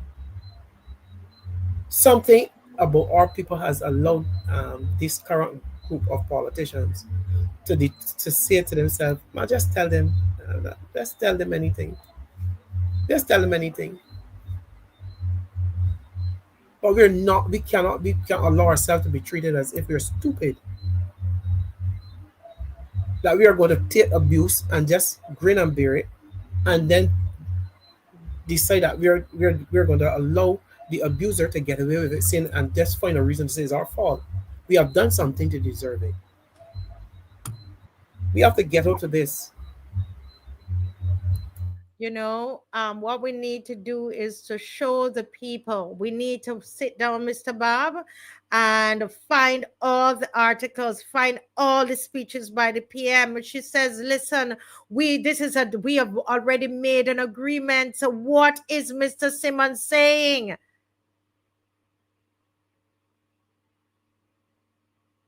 Don't you realize they think we are stupid? We need to go back down. What we need to do is to get back down in St. James. We need to get back in St. James. Sonny and everybody arrange us to get back in St. James. It can't happen. They will not fool the people. The election is going to be called. They will be elected, and then they have to go ahead and do what they agreed to do is what's going to happen. You see? Wow, wow, wow, wow, wow. I'm in a daze here, guys. Listen, we march for integrity. And the people from the government you're watching, our problem is that we constantly feel like you're lying to us. That's it, because you know what? There's internet, we can research, we can read. We're not depending on the media to give us information. We can go back and we can read. And we see what you're doing. Dave, there's a final thing there before Apostle comes on, because I see him there. Dave, if you can look in your, someone sent me a wonderful thing about back to the,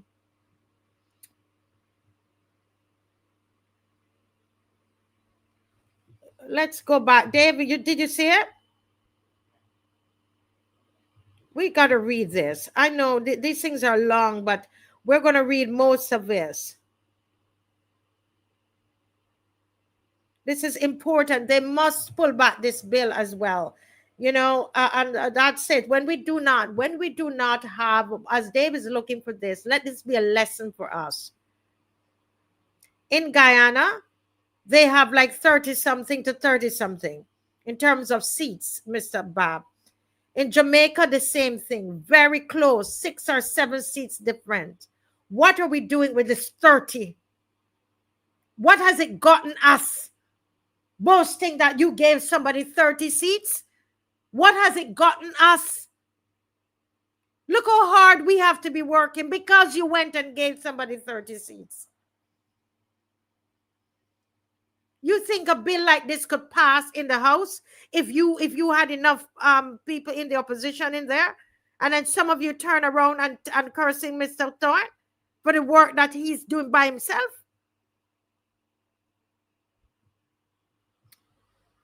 Let's just read some of this here, Mr. Bob.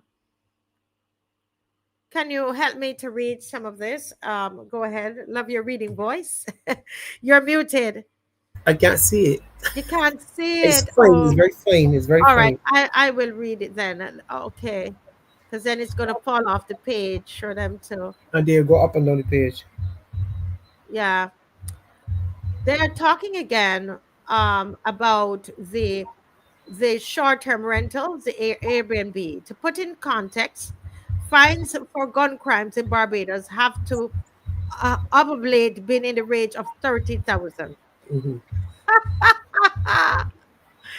$30,000 for gun crimes. They're saying this is what this is saying. I have to research it myself. Comparative analysis, short-term rental regulation. The proposed Barbados Tourism Accommodation Bill 2025 introduces some of the toughest penalties such short-term rental operators anywhere in the world. This analysis compares Barbados' approach with regimes in the Caribbean, Europe, and Canada, showing both the strengths and the risks of highly punitive structures. I tell you, these Airbnb people, they have done their research. Barbados bill is saying a maximum fine of 250,000, right?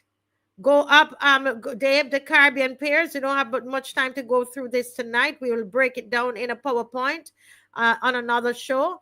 Barbados, in Bahamas, unlicensed operators face daily fines of around US $500, while in Cayman Islands, fines are assessed at 100 Cayman dollars per day per tourist. Jamaica's framework, based on older legislation, provides some modest fines around Jamaica 10,000, which is, that's US, probably about US $1,000, and daily penalties of Jamaica 500, which would be probably $5 US, but also shows imprisonment of up to 2 years. Compared to these, Barbados penalties are orders of magnitude higher, right? And it goes on for Scotland and so on. What we're going to do, we're going to try to break this down for you guys and do it in a segment throughout the week for you so that you can follow along, right? I think that is important. My goodness. Guys, you with us? Yeah, somebody says 30 seats and moving with lots of sufferation. Oh my goodness. Yeah, I'm wondering if they're using Chat GPT for these bills. I mean, they're producing them fast and furious. Probably. Bills. With no thought to how it affects people, just put something on paper. I am telling you. Yes. Go ahead. Okay, let's go to Apostle Scantlebury. Good night, Apostle. Good night, ma'am. Good night to you. Great to be here again on tonight. Mr. BABB, it's also good to see you, sir. Hey, good night, sir. Good night. Yeah, we were holding on. We were holding on for you. I knew that you had a lot going on. I'm so glad that you could make the sacrifice to be here tonight. Yes, ma'am. My pleasure. Yes, wonderful, wonderful. People are telling you welcome, welcome, welcome. Well, my goodness, it's 9 o'clock, and let's see if we can open let's see if we can open at about 9:20. Open the lines. Okay.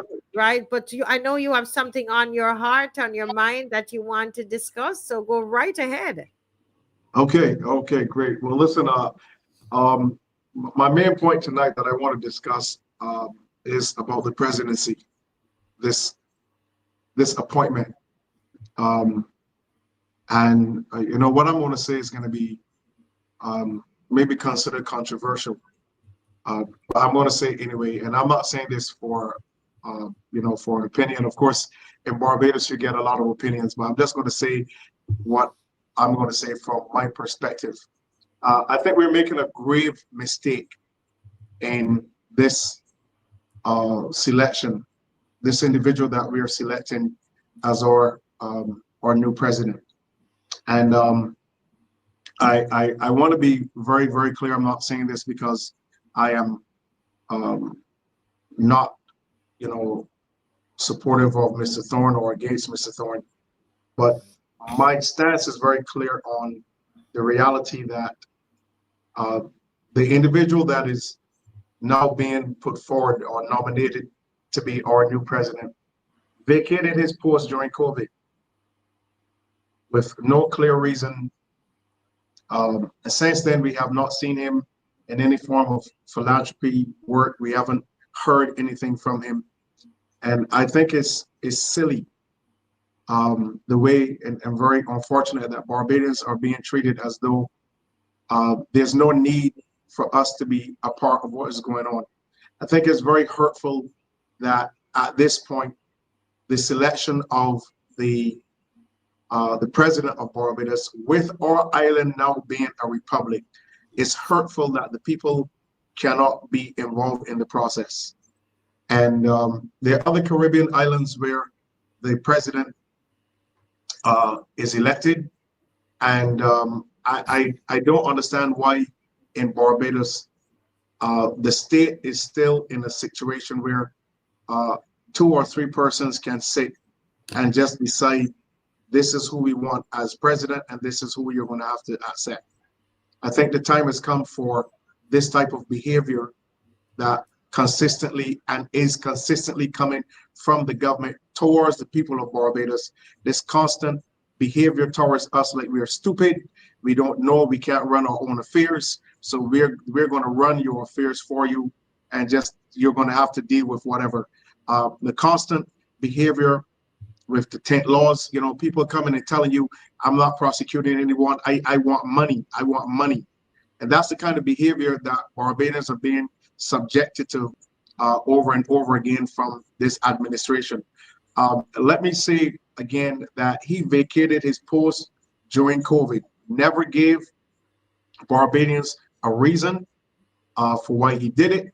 The government certainly didn't give a reason, and I'm telling you, there's no real justification. There's nothing.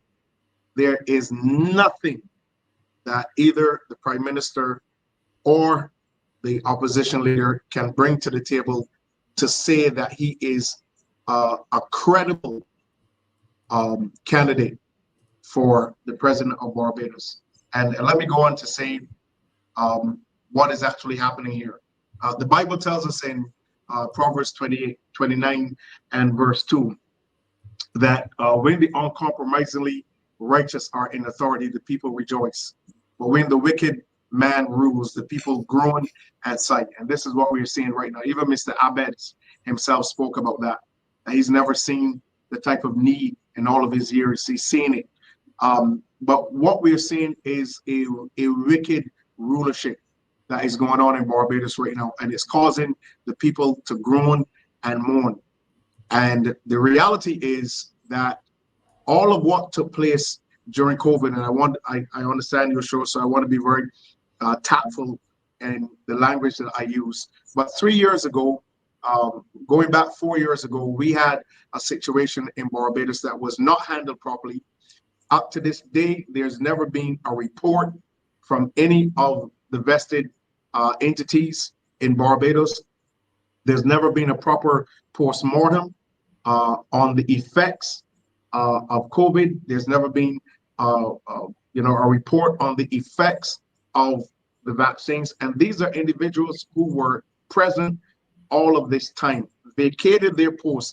Now tell me, if you were in a lesser post and you demonstrated that you did not have the testicular fortitude, the wisdom, the authority, the power to handle that situation properly, you vacated your post, how do I expect you to come back and be effective in a larger post or in a greater position?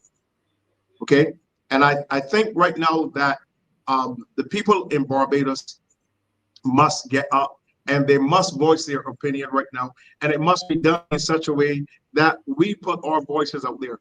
The reality is that in a republic, the power is invested in the people. The people makes the decisions. You don't have 1 or 2 or 3 or 4 or 5 persons making a decision, signing off on that, and then saying to the public, this is the person that you have to accept. I want to make it abundantly clear. I will not accept Mr. Boston as my president. I will not accept him. I will not submit to him. I will not honor him. I will not disrespect him. But I will never, based on the position that he held during the pandemic and what he was a part of doing to Barbados, I will never accept him as my president, and I will never be supportive of him as the president of Barbados. So let me just say this final part about this before we go to the callers. Barbadians have to understand, and I have to say this from the point of view of being an apostle. Barbadians have to get to the place where they understand spirituality, and spirituality from the perspective of God, and then spirituality from the perspective of the demonic. So here's what the demonic forces will do, and people who work with them. They will come and they will throw something at you because their activity is what we call response driven. They're waiting on a response to see if they can move forward with their decision, or if they have to backtrack on their decision. So if you put forward something to the people from the perspective of the demonic, they're going to wait on your response. If your response is silence, but there's no pushback, then they know that their foot is in the door and they can continue. If your response is sudden, but it is also, in their term, rebellious, or there is a rebellion, or there is a pushback, or there is a rejection, what you're pushing at the people right now, then they'll back up. That's how the demonic works. They'll put something out there to gauge the response of the people. Each time that they put something out there and there was a march, you had a march, the people pushed back, they went back on it. That is how you know that what is happening is demonic. Because the moment that you push back and the moment that spiritual authority is used against what they're doing, they will know. That's how that demonic force has to submit to individuals who are carrying spiritual power. So when we see this level of activity, unlike myself, I'm a spiritual person, so I don't have to speak loud to push back. I don't have to even pray to push back. Okay? It's the same system that the Lord did with Moses. And if you read the text carefully, the Lord said, look, I know this is very easy. When I send you to Pharaoh, it's going to be easy. But I'm going to make your job a little harder, Moses, because I'm going to harden Pharaoh's heart so that I can manifest my power. But even though I know this is going to be, if you go there right now and say, let my people go, he'll have to do it. But I'm going to harden his heart so that I can manifest my power. So I understand clearly how the demonic works. And over the last 4 years, this is what has been happening in Barbados. There's this constant pushing things forward to see how Barbadians are going to respond. And if there is a serious response from the people, they'll pull it back. Okay? And this is what I want Barbadians to do, those who listen to this show. The time for Barbadians to wake up and realize what is happening to them. That time is now, not tomorrow, not next week, not after the next election. That time is now. And the mere fact that we are in a republic and we can still have a situation where an individual that has not spoken to the public since he left his place in 2021 to be pushed forward as someone that can be considered sane, credible, reputable, and sound of mind to be our next president. I cannot believe that this type of activity is going on in Barbados right now. But I want to make my point clear, and this is my position. Doesn't have to be anybody else's, but I will not accept him as my president. I will never see him as my president. And whether they're listening tonight or not, that doesn't bother me. I'm making it abundantly clear. We cannot use and function with this type of ignorance and this type of stupidity and this blatant attempt to make Barbadians look like they're ignorant, and we cannot take our own ship out into deep waters, that a few people still have to, fix things for us and make sure that their control and setting this system up. I know exactly why it's going on. I've asked the Lord about it. I know exactly why they're doing it, but I need the public in Barbados to understand the time of, them pretending that Barbados don't know anything. We can't, formulate our own will, our own plan. We don't have people who can pray about what's going on. We don't have folk who, can, seriously play a greater role in what's going on. We had a gentleman who was acting while the current president was on vacation or when she's out of the island. So why is this man not selected? Why is he not given an opportunity? Why is it that 2 or 3 persons aren't put to the public in Barbados? Say, these are the ones that we are considering nominating for your next president. Have some type of referendum. You already got cadres and all these folk who are out there doing political, assessments and survey. Why is that? Why can't that be done in Barbados, a country that we are calling a republic, a country that we are calling world class? I would really love to say what it is, but I don't want to say that tonight. But for sure, this is not a world class country. That's what I want to say tonight, Madam Reese. Thank you so much. And before Mr. Bob comes in, I want to thank you, Apostle, for being so clear in stating your position on this tonight. I don't have the time to show just how Barbadians feel about it. Probably I would. There is a nation, before we can leave tonight, we would show that, but I want to, I see the comment section and I hear Apostle saying that, and I agree with you, that we should have been able to vote on it. The people should have a say. So I'm in agreement with you. But there is a problem why we're not able to do that legally, and we can't break the laws. It's already set. And just let me go through that for us. And I think that we really need to, we can have emotions about it, but we have to also face the reality of what we're in and understand that the laws would have to be changed, Barbados, in order for us to vote. Okay, so I'm all about, I'm ready to champion stuff, but then I'm going to go back and look at what is there and what can really be changed and how we need to change it. So just listen to me for just a couple minutes. Now, remember that there can be there are different types of republics, right? So you have the parliamentary republic, where you have the head of state, and the head of state is mostly ceremonial. Real executive power is with who? The prime minister and the cabinet, and they are accountable to the parliament. Then, and that's like India, you have Germany and Trinidad and Tobago, that we know is a parliamentary republic. Then you have the presidential republic, where the president is both the head of state and the head of government. And that president is who is elected from parliament and has strong executive powers. And that's like the US is a presidential republic, right? Brazil and Mexico. And then you have what's called a semi-presidential republic. Obviously, now it's a shared power between the elected president and a prime minister. Mm-hmm.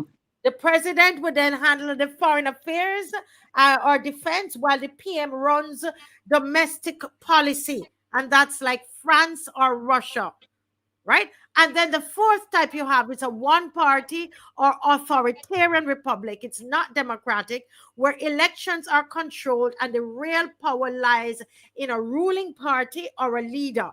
And that's like China. Okay, so remember, we're in class now. I know it's late, but try to flow with me. So you have the parliamentary republic, the presidential republic, the semi-presidential republic, which is a mix between the parliamentary and the presidential, Mr. Bob. And then you have the one party or the authoritarian republic.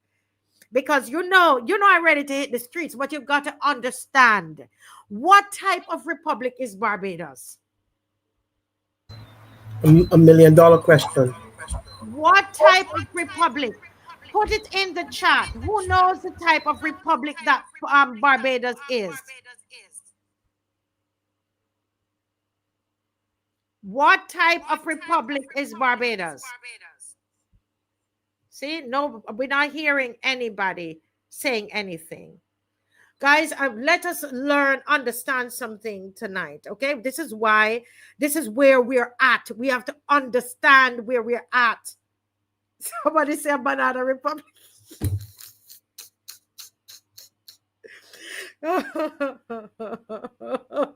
Somebody says a banana republic. I love my people. I love my Bajan people. All right, Pedro is right. We're a parliamentary republic. Let's go back over what a parliamentary republic, how it's set up, which is why what happened has happened. Okay, the head of state is ceremonial, just like the governor general. So all we have to remember, governor general, think president. That's what we have now. Barbados is a parliamentary republic. The challenge is you did not have a say in the type of republic that you now have.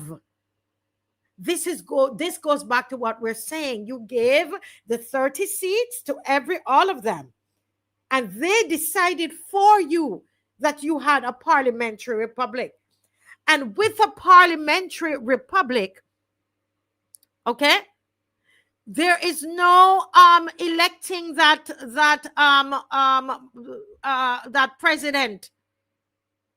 The president based on the amended constitution. And yes, I know you don't want to say it, and we've been telling you up to 3 years, we do have a constitution. It is not a Republican constitution. It is an amended constitution. And we've got to get it and understand it, because without knowledge, we can't progress, because we're still saying we don't have a constitution. That is not true. It's not a Republican constitution, but we have an amended constitution. And in that amended constitution, they have changed governor general to president. You do not elect the governor general. You do not elect the president in a parliamentary republic.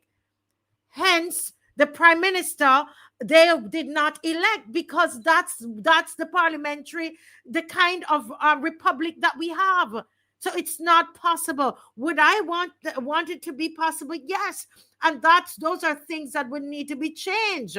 I believe that we can, if you get a change of government, you could change the type of republic that you have. It's my belief. Somebody can correct me. All right. So I think that is important as we go along in our discussion. Important for us to understand facts, what we want and what is facts. Go ahead, Mr. BABB. BABB, go ahead. You're muted. I see the word, I see the apostles use the word selected, but I'm saying the word nominated. And I'm wondering if there were other persons nominated and he was the person that both could have arrived, that both person, the prime minister and the leader of the opposition, could agree on. That's what I'm wondering. Because that has not been told, and we're behaving, because nomination does not mean election or selection. He has been nominated. And I don't see how the word nominated means that he's in the position. Right. So nominated means that, what it means, and I wish Dave could bring up the let me see if I can send that constitution to you, Dave. I thought I sent it to you. And I think that it's important. Let's educate ourselves tonight so we know, you understand, Rev, what we're dealing with. And that is important. Information, understanding is very important. Let me just send the constitution, because you will see that nomination is not for us. That is for now the lower house and the upper house. That's what it means. And remember how many we have inside there. Do you understand, folks? So when it says nominated, it means that it's going to go to the parliament. The 28 of them will vote on it. The leader of the opposition, 29. Then it's going to, then it goes to the Senate. That's what all that nominate means. Okay, that's all it means. Okay, so we have to understand. We have to understand these things. You were saying something else, Mr. Bob? No, I'm not saying. And I take the point that Barbados are some people who will say, I wonder if they're gonna choose so and so as opposed to so and so. But I could best take this person because it's like, well, if they had a choice, they would take neither of the any of the nominations or any of the other names that were being bandied about. But here you have a situation where you're getting Barbados to say, well, he ain't as bad as the rest. So that's where you get the public saying, oh, he is more or less a good choice. Not necessarily the choice, but compared to the others who could have been in the position.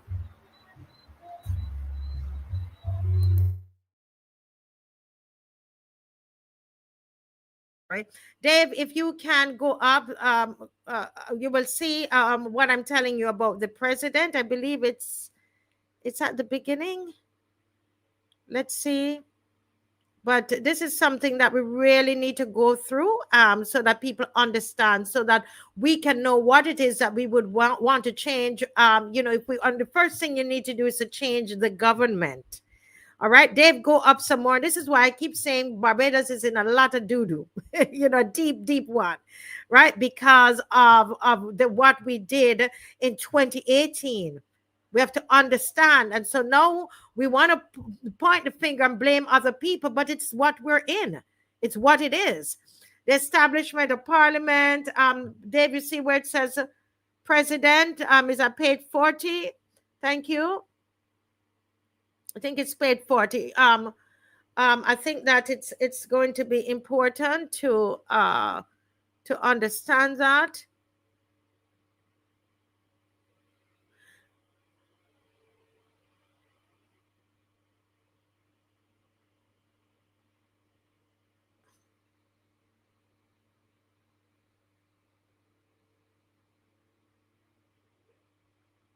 And it's a lot of stuff here to read through, okay? But I think that we need to do it on a night when we are, my feeling, I just want you to know that it exists. And you spend some time, read upon it. Sunday, what we can do is to go through this. There's another issue around this that I want to address. But before we go on, Apostle Scantlebury, is there anything you have to say about the types of republic? And do you really acknowledge that the kind of republic we are, and why there's no election for it? Yeah, let me unmute you because there was a noise coming through. Sorry about that. Okay. Yeah, I'm going to tell you right now, this is a sham, because they brought the now King of England, formerly Prince Charles, they brought him to Barbados midnight to switch over to this republic status. Who in their right mind will take your island into the status of republic in the middle of a pandemic without sitting down and formulating a constitution? So who's going to go republic and then have a constitution? Who's going to move in a house and then put the roof on?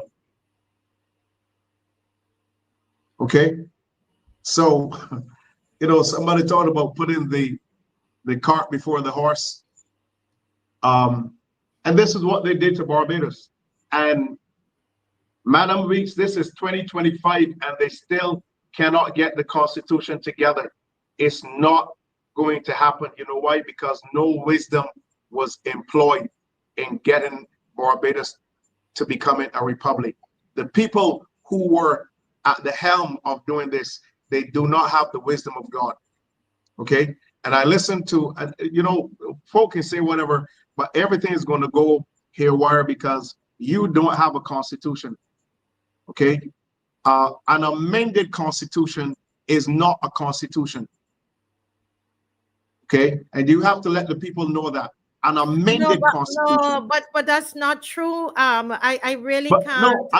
I want to make my point. I want to make my point. It's not a republic constitution, but it is a constitution. Right. It's not. You're right. It's not a right. republic constitution, which correct. I agree with you. We should have. Right. Yes. That's correct. So my I should have put it that way, but you know, with my passion, I'm saying things in a particular manner.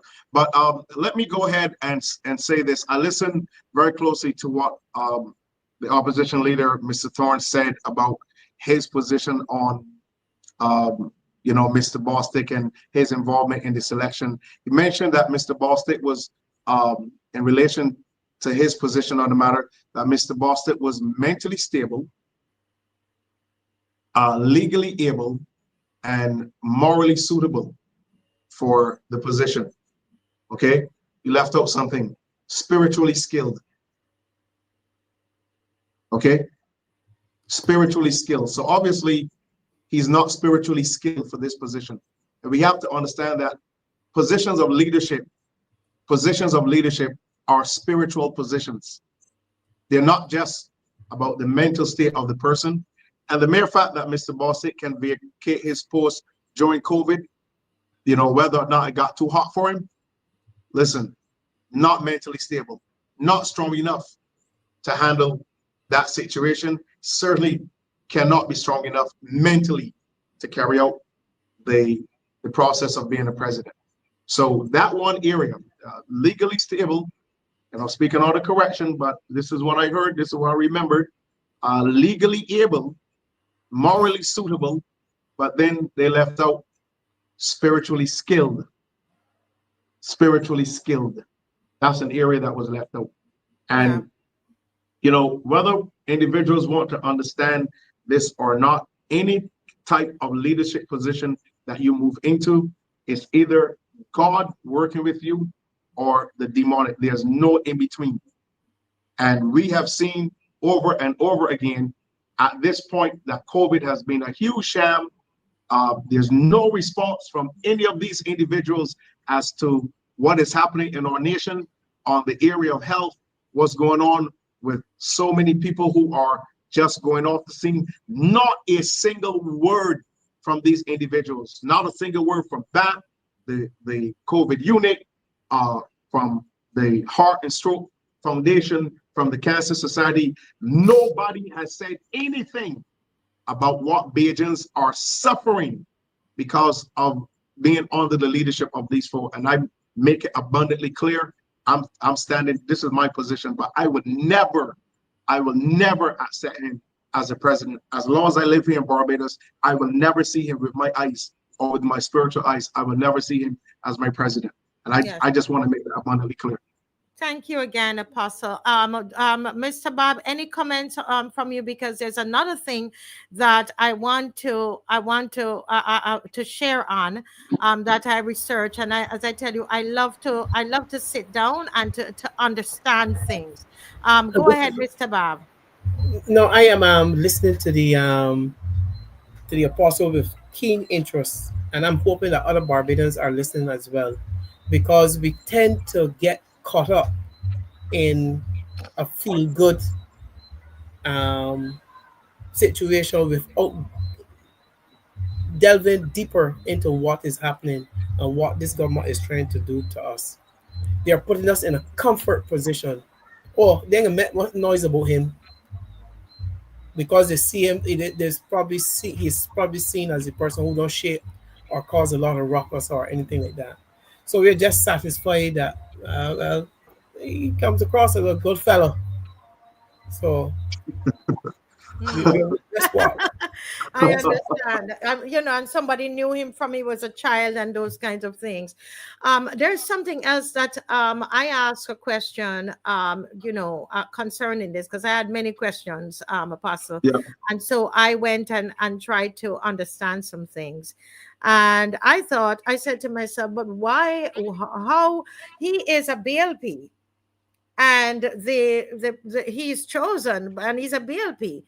But when I went to check on all of the governor generals, all right, and because of time, I can't name everybody, all right, that I found. But when I checked on all the governor generals that we've had, you know, there are, all of them actually have been politically appointed. They're political appointees because they, over the years, because remember, I'm saying Governor General, Apostle, because all they did with the amended in this new republic that we are in is that they moved the term Governor General and put President. Basically, it's a ceremonial, the same thing that Governor General was, right?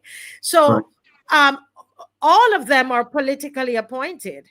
I was kind of shocked about that. So then I realized that Madam, the one we just have, Sandra Mason, that she was appointed by Fronda Stewart of the DLP government, because it is assumed that she's DLP. And so the prime minister would normally appoint the governor general, right? And so it is a political position. Okay, it's not partisan, not supposed to be partisan, but it's political. So I'm just saying something to you. Okay, listen. So my understanding now, so I'm Mr. BABB, I got curious. All right. Now I said, but then it might be a political appointment, but were these people serving in parliament? As Mr. Bostic, remember, he was Minister of Health. He was elected and he was serving in parliament. We all know that. When I went to check, yes, there were two of these persons, two governor generals who were elected members of parliament, one in the DLP time and one in the BLP time. Okay, there are two of them there, and there's a third one who was just a senator, was not elected but was a senator. All right, so this is a precedence that has been there before, because I was saying this is nonsense, right?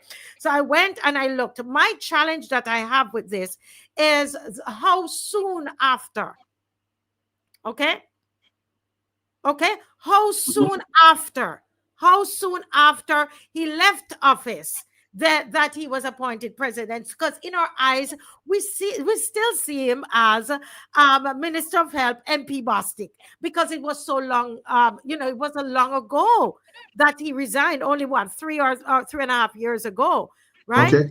Now with the others, it would have been over a long period of time, Mr. BABB. So then we would have forgotten about it. But it was all the same. They are politically appointed, not partisan, but they're politically appointed. And that's why people said, well, Dame Sandra Mason,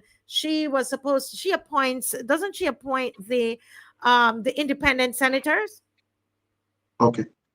And if you notice, the senators that she appointed, these senators are not necessarily BLP people. She's supposed to appoint. While it's a political appointment, it's not partisan. You understand what I'm saying? So it is supposed to be, right? We're still under the Westminster. It is supposed to be, all right, non-partisan. And I'm just sharing. I know what I would like it to be, but I'm sharing it with you with the facts of what it is. Mr. BABB, any thoughts on this? Go ahead, Mr. BABB. No, I'm following as well, because when you said that he just left office about 3 or 4 years, that is very close. People have not forgotten that he is a member of the Barbados Labour Party. Correct. I agree with that. So I'm saying to be nominated so quickly after to be in a position which should come across as free of political interference, because he has the responsibility of selected independent senators, and if his influence do not reach outside of that, then we may have a parliament where independents are mostly influenced by the government elected. Yeah. Okay. Yeah. Well, Go ahead. If I can say one more thing, one of my other major challenges I have with this, I know that Mr. Bostic is on some levels militarily trained. Mm-hmm. Okay. And from my knowledge, the Barbados Police Service and the Defense Force, they're under the president. Okay, from my knowledge, both of these entities falls under the presidency, and now we will have a president that is militarily trained, that is over the commissioner and over the brigadier. I smell a rat here. Okay, and there is, in my mind, there are serious extenuating factors that has gone into this apparent appointment. And I think the time has come now for Barbadians to be very, very careful with what can be done in this so-called republic that we're in. But I'm waiting to see one thing. I'm waiting to see one thing, and I'm praying about it and talking to the Lord about it. But I'm just, there's one particular thing that I'm waiting on to see. And when I see that particular thing, I'll come on the show and I'll talk about it, Madam Weeks. But I'm waiting, I'm talking to the Lord about it, and I'm waiting to see it happen. When I see that happen, I'll tell you. But Barbadians right now, with this administration, with the amount of lying that these people have done to this country, the amount of monies that they're spending, the reality that, you know, we're realizing now that so much of what happened 3 years ago was a sham, and this administration went along with it hook, line, and sinker, and they're still unable to bring any justification to this situation now that we're having in the island, where so many people who should be alive today have gone, and folk who should be living wholesome lives are suffering. And somebody has got to point a finger and tell these folk, you are going to be held responsible. So don't come and be a part of the destruction of my country and then come and tell me you want to be my president. Can't work, not in this universe or any other universe that I'm in. Yes. And you know, there's another issue that came out on the on brass tacks yesterday, and where someone called in, and I don't know, Mr. BABB and Mr. Scant and Apostle Scantlebury and viewers, how it got through, because you know, on brass tacks they have a delay. It's not like mine where I have to, you know, there is a delay. So I'm just surprised. I don't know those you know, Starcom them, but probably know what they're doing, but I don't know how it got through, why they allowed it to get through, or I don't know what system they have, but I was surprised that it got through, because it's a serious allegation that is being made. And the allegation is that Mr. Bostic is related to the Prime Minister. In fact, the person actually said it. So I'm reporting it. I don't know. I am using this forum because I know that the government, people from the government, they watch the show. And so I wanted to use this forum tonight, you know, Apostle and Mr. BABB and viewers, to ask some questions. And just quickly, because what I'm saying here, that if what the gentleman has said, that and I did my little research, Apostle. I spoke with a lot of 80-year-olds and so on, and this is what they're alleging. A lot of the older people in Barbados. I don't know. I only been here 26 years. I don't know. All right, but if the PM appoints her uncle as president of Barbados, what does that mean for us? I think that's that, because we can't change, folks. I know how we feel. Somebody say I'm talking hogwash. No, I am. What I shared with you before, it's just facts. That is hard to accept. It's unfortunate. It's hard to accept that the type of republic we are, because we don't know. They chose it for us. We didn't realize we can't elect the president based on law. We can't. We have to go and change those laws. Somebody says hogwash, as I said, but it is what it is. But here is something that I think that the people, this particular part of it, I think, Apostle, the people can have a say on. That's my belief. Yeah. Because it's not law. So follow me and tell me what you think. Why Barbadians should be concerned. Now, this issue, as I said, was reported on the radio yesterday, as I did this yesterday. Even if technically constitutional, because there's nothing in the Constitution that says, Mr. Bob, it can't be. Go through the Constitution. There's nothing in the Constitution that says that the Prime Minister cannot make her uncle, if he's her uncle, the president, right? But such an appointment raises serious concerns. Barbadians, listen to what I'm saying to you tonight. 1, conflict of interest. The Constitution requires joint nomination by the PM and the opposition leader. All right? I don't know if the opposition leader had heard of these allegations ahead of time. I can't judge. I don't know. If the PM nominates her uncle, it raises questions of nepotism.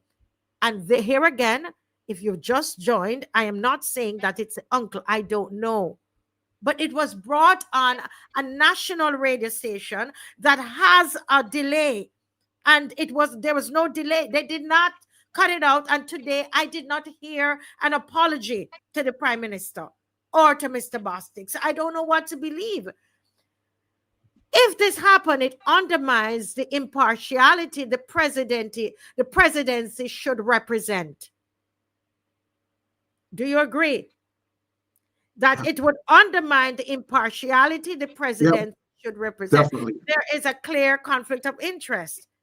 If this is so, the next slide, Dave, and I did it by slide because I'm really about educating all of us, myself included. Number 2, those of you from the government, you're watching, and this is where the people are going to get to you, if it is true. An erosion of public trust, which is basically gone already. The president is meant to symbolize unity, not family ties. The president is meant to symbolize unity, not family ties. The perceptions of dynastic politics will erode trust in the republic. Dynastic politics is what is practiced in China and in places where there's an authoritarian rule. I see you shaking your head, Mr. Bob. You wanted to say something here? No, I agree that you see the hand down there. You see all positions of influence are family oriented. Right. Yeah. Right, and we don't know. We will say we don't know, but that radio station did not, as I said, there was nothing to bleep it out or to stop the caller or to cut off the caller. There was discussion with the person afterwards, and there was nothing today on that radio station. So I don't know. But let's look at number 3. Checks and balances are at risk. The president has powers like appointing commissions and assenting to laws. Okay? If compromised by family ties, checks and balances will be weakened. I want us to think seriously about this and why it is that we must demand of the government to tell us, is there any relationship? At this point, until we change the government, there is nothing else that we can do because the president is not elected by what the constitution that we have. Do I have a number 4? It's a bad precedent. Normalizes dynastic politics, circulating power among relatives. It shuts out capable, independent Barbadians from leadership. And it risks authoritarian drift. It risks authoritarian drift. It risks authoritarian drift. Come on. Very important, Barbados. It's not something for us to just keep as a gossip and run it on WhatsApp. We need to ask. This is a serious question, you know. Mm-hmm. Yes, okay? ma'am. Is there anything else there? Global reputation. The Prime Minister is into this a lot. The global reputation of Barbados. International observers monitor governance and democracy. And perceptions of nepotism and cronyism can harm investment confidence and damages Barbados' reputation globally. Wow. Okay? So this is what I am saying, because I gotta look, Mr. BABB, on the laws, right? What exists. I don't like them. I don't like that we're parliamentary republic. I don't like that. Okay. Okay. I don't like it. I would like for us to be able to elect our president. I would like to be able to do what what Apostle Scantlebury is doing, but at the moment we can't, because the laws, that the 30 of them that they chose for us, we can't do anything about it. Right? Now, if the PM appoints her uncle as president of Barbados, it may be constitutional, but it is ethically troubling. Okay. It undermines impartiality, weakens trust, and risks democracy. Barbadians should demand transparent, merit-based nominations. This is what I think that we could raise a real issue with. That's the only thing that we have, in my estimation, this round. Apostle, you were saying something, or Madam Weeks, as a nation, we don't even know what is the criteria for the selection of the president of this island. As a people, we don't know what they are. What repeat, please. Pardon me? Repeat. I didn't hear you well. There was a little disturbance. Okay, so I said, as a nation, we don't even know what is the criteria for the selection of the president. We don't know that. And let me just slip one in here that I believe should be a part of that. And just one, being an outstanding citizen. Can you honestly tell me that Mr. Bostic is an outstanding citizen? I don't know. I mean, I have his CV here that I could read. I don't know. No, I can't tell you. I don't know him. I can't say whether let's ask. Let's, as part of the criteria that the person must be an outstanding citizen. Mm-hmm. Can we say Mr. Bostic is an outstanding citizen? Listen, Madam Weeks, Rihanna did absolutely well in her entertainment career, became a billionaire, and was made, without being consulted, was made a national hero. They pushed Ella Barrett on the backside of that travesty that they have in Bridgetown at the top of Broad Street.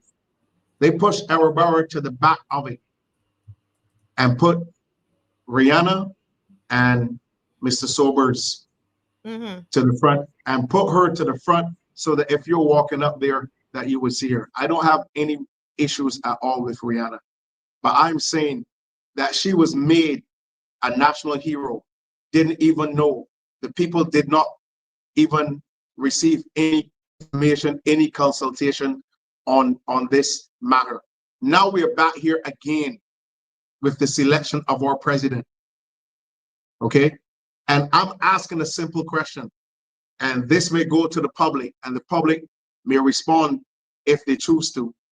But can we honestly say the person that we want at the helm of our country, the person that is going to be the president, the face of Barbados other than the prime minister, can we honestly say Mr. Bostic is an outstanding citizen? Or can we just select anyone at random and put them there just because we want them to carry out our agenda? Someone that will toe the line. I've made my position absolutely clear on the matter where I stand, and Madam Weeks, my stance is not going to change. But we need to know what actually went in to the Prime Minister, the opposition leader. What is the criteria? What lies within that give you guys the right to say this is the person who's good enough to take the job and to be the next president of Barbados? We, the people, we deserve the right to know. We live in Barbados. We need to be a part of the decision-making process. We aren't just supposed to be running around when an election is called and putting the next to your vote. We need to be a part of the destiny and the vision of our country. And what is happening in Barbados is a clear sign that the systems are in place to shut the people out because they don't believe that the public in Barbados is mature enough as yet to make the decisions that are necessary. And pretty much the fact that Barbadians may make a decision that might not go along with their framework or what they're looking to achieve. But the reality is that we have a right to be a part of the process of what will make Barbados Barbados. And the fact that we aren't there yet, the fact that we're still having this level of activity from the political dimension here in the island, saying to Barbadians, y'all are not ready to make any decisions as yet, so we will make the decisions for you. Somebody there should have said, no, we are a republic, and I understand we are, but here is my question. Here's my question, Madam Weeks. What is right towards Barbadians? What is right towards the people? What is right towards Barbadians? You are a parliamentary republic. I know all of your constitutions and all this stuff that they have, but what is right towards the people of Barbados? And if you can't do what is right towards our people, then the time for you to go has come. And that's what I'm going to say. I'll start right there for now. Yeah, and I agree with you, which is why I'm saying that the way to change this, where we can elect our president, I believe would be to let's start over, get rid of these here, Mr. BABB, and then let's go back to this and go back to the people. We needed a referendum. Remember, it wasn't done, but the reality is that we're in it now. This is what we chose. 30. We gave them 30. You and I, not you and I, but you know what I mean, right? So yeah, I know what you mean, because this is the situation. This is the situation we're in. And this is why this show exists, that we're saying don't do it again, because look at what we put ourselves in. We did not choose the type of republic, and therefore we are now living the consequences of that because we chose the 30 people. Mr. BABB, any thoughts? While we're at it, here is Mr. Bostic's life and career is on the screen, those of you who might not know him. And I just went, I don't know much about Mr. Bostic. I just had researched it tonight and I put it up. Go ahead, Mr. BABB. Okay. I just think that the point that you're making, that we cannot make the mistake again of giving one government all the seats in Parliament, because we see the consequences of that action. And we have an opportunity to correct it, to right that mistake. And whoever forms the government must be held accountable for decisions. And we must have persons on either side to make sure that there are enough checks and balances, especially on decisions that will affect the masses of people in Barbados. So we cannot, as a people who are credited with 90-something% literacy, a developing people aiming for developing country, aiming for developed country status. We cannot make those kind of mistakes. We want persons. This will say to everybody that we need to participate in the electoral process. Yes. To get out and make that decision and say to our leaders, this is how we want our country to be governed. And this is what we want happen in our country. If you stay at home and we grumble and we allow the mistakes or the actions of a particular administration to frustrate us to the point where we don't want to participate, We are just allowing them to run roughshod over all of us. And we need to get up this time. We have the opportunity. That's a good thing about voting, you know. That there's opportunity to say to your leaders, we are in charge. Mm-hmm. Yeah. Yes, yes. So, And as so somebody we have to make use of that opportunity.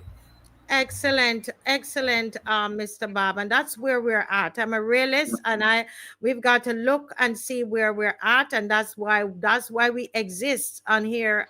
You know, Apostle, we have Yes, the ma'am. march that is coming up, and these are things that we must, as a society, we demand that we change them, and we should. The next time the president is going to be, we need to change the president. We make sure that whatever is in place is that we elect, because we would change the kind of republic that we are. I think that you know, that is so important.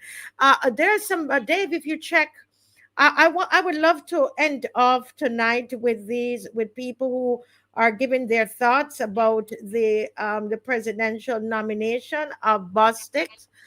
Dave, in the streets, and we didn't have any calls tonight. We were educating and re-educating and agitating and everything tonight, Apostle. We didn't have any Yes, ma'am. calls, but I'm sure this is going to That's be good. something that, yeah, it's good. Mr. Bob, we're going to carry this on Sunday.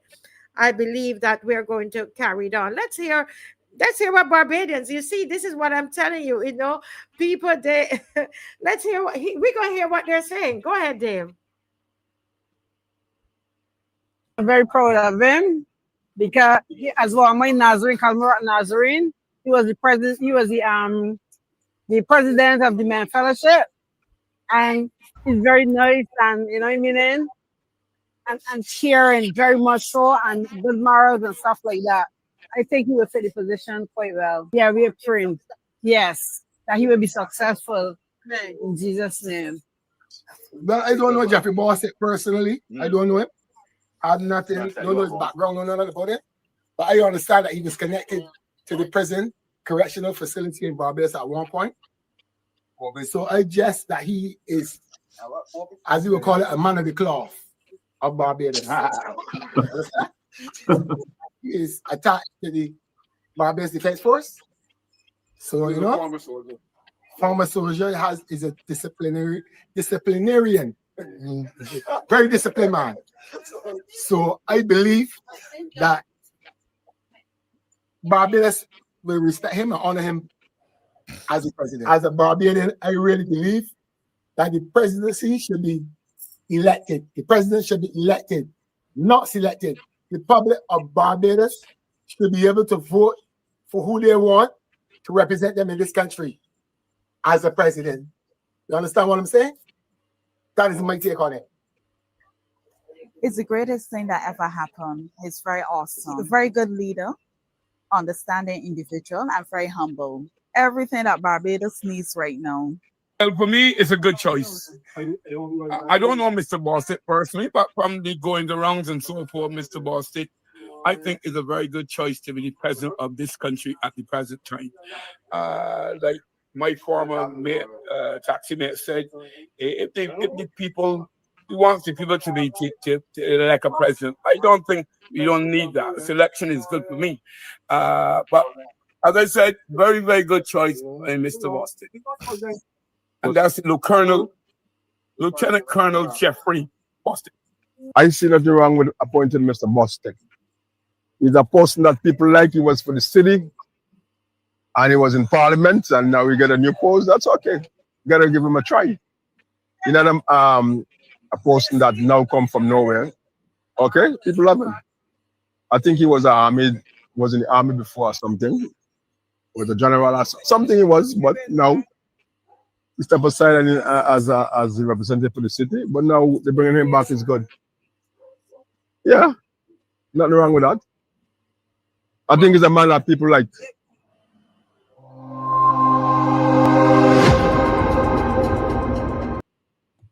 Yes, yes, yes.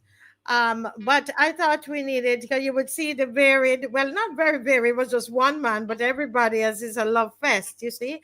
And I wanted to show you all that before we close tonight, all right?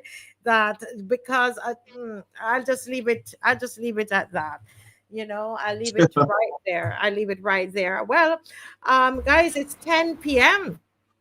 and we've come to the end of our show tonight. We did not take any calls tonight. I think we will do more of that on Sunday night. I think it was important, Apostle, to kind of trash out these things tonight. I think agree. It was important, Mr. Bob, that we got this. Yeah, the time flies so fast. Yes. It's a pleasure being here again. Yes, it's a real pleasure. Thanks to everybody for joining, and join back Sunday, because we got to go into this a bit more. Dave, can you play the song we played at the beginning? Can you close with that, please? People love that song, and it is, the song. Well, I talk about the march. Yes, you want me to talk about the march, Dave? Okay, the march is Saturday, September 27, 2025 at 10 a.m. Kensington to Independence Square, okay? And we want everybody to come. It's a march for integrity, right? Integrity in public life law. We want that now. Stop the tourism reform bill. Put back on the car rental levy that we didn't touch on tonight.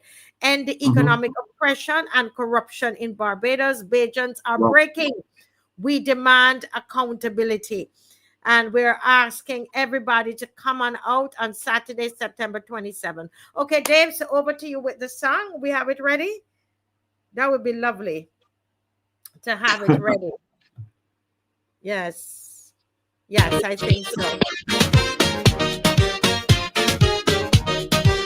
One hit, rhythm drop.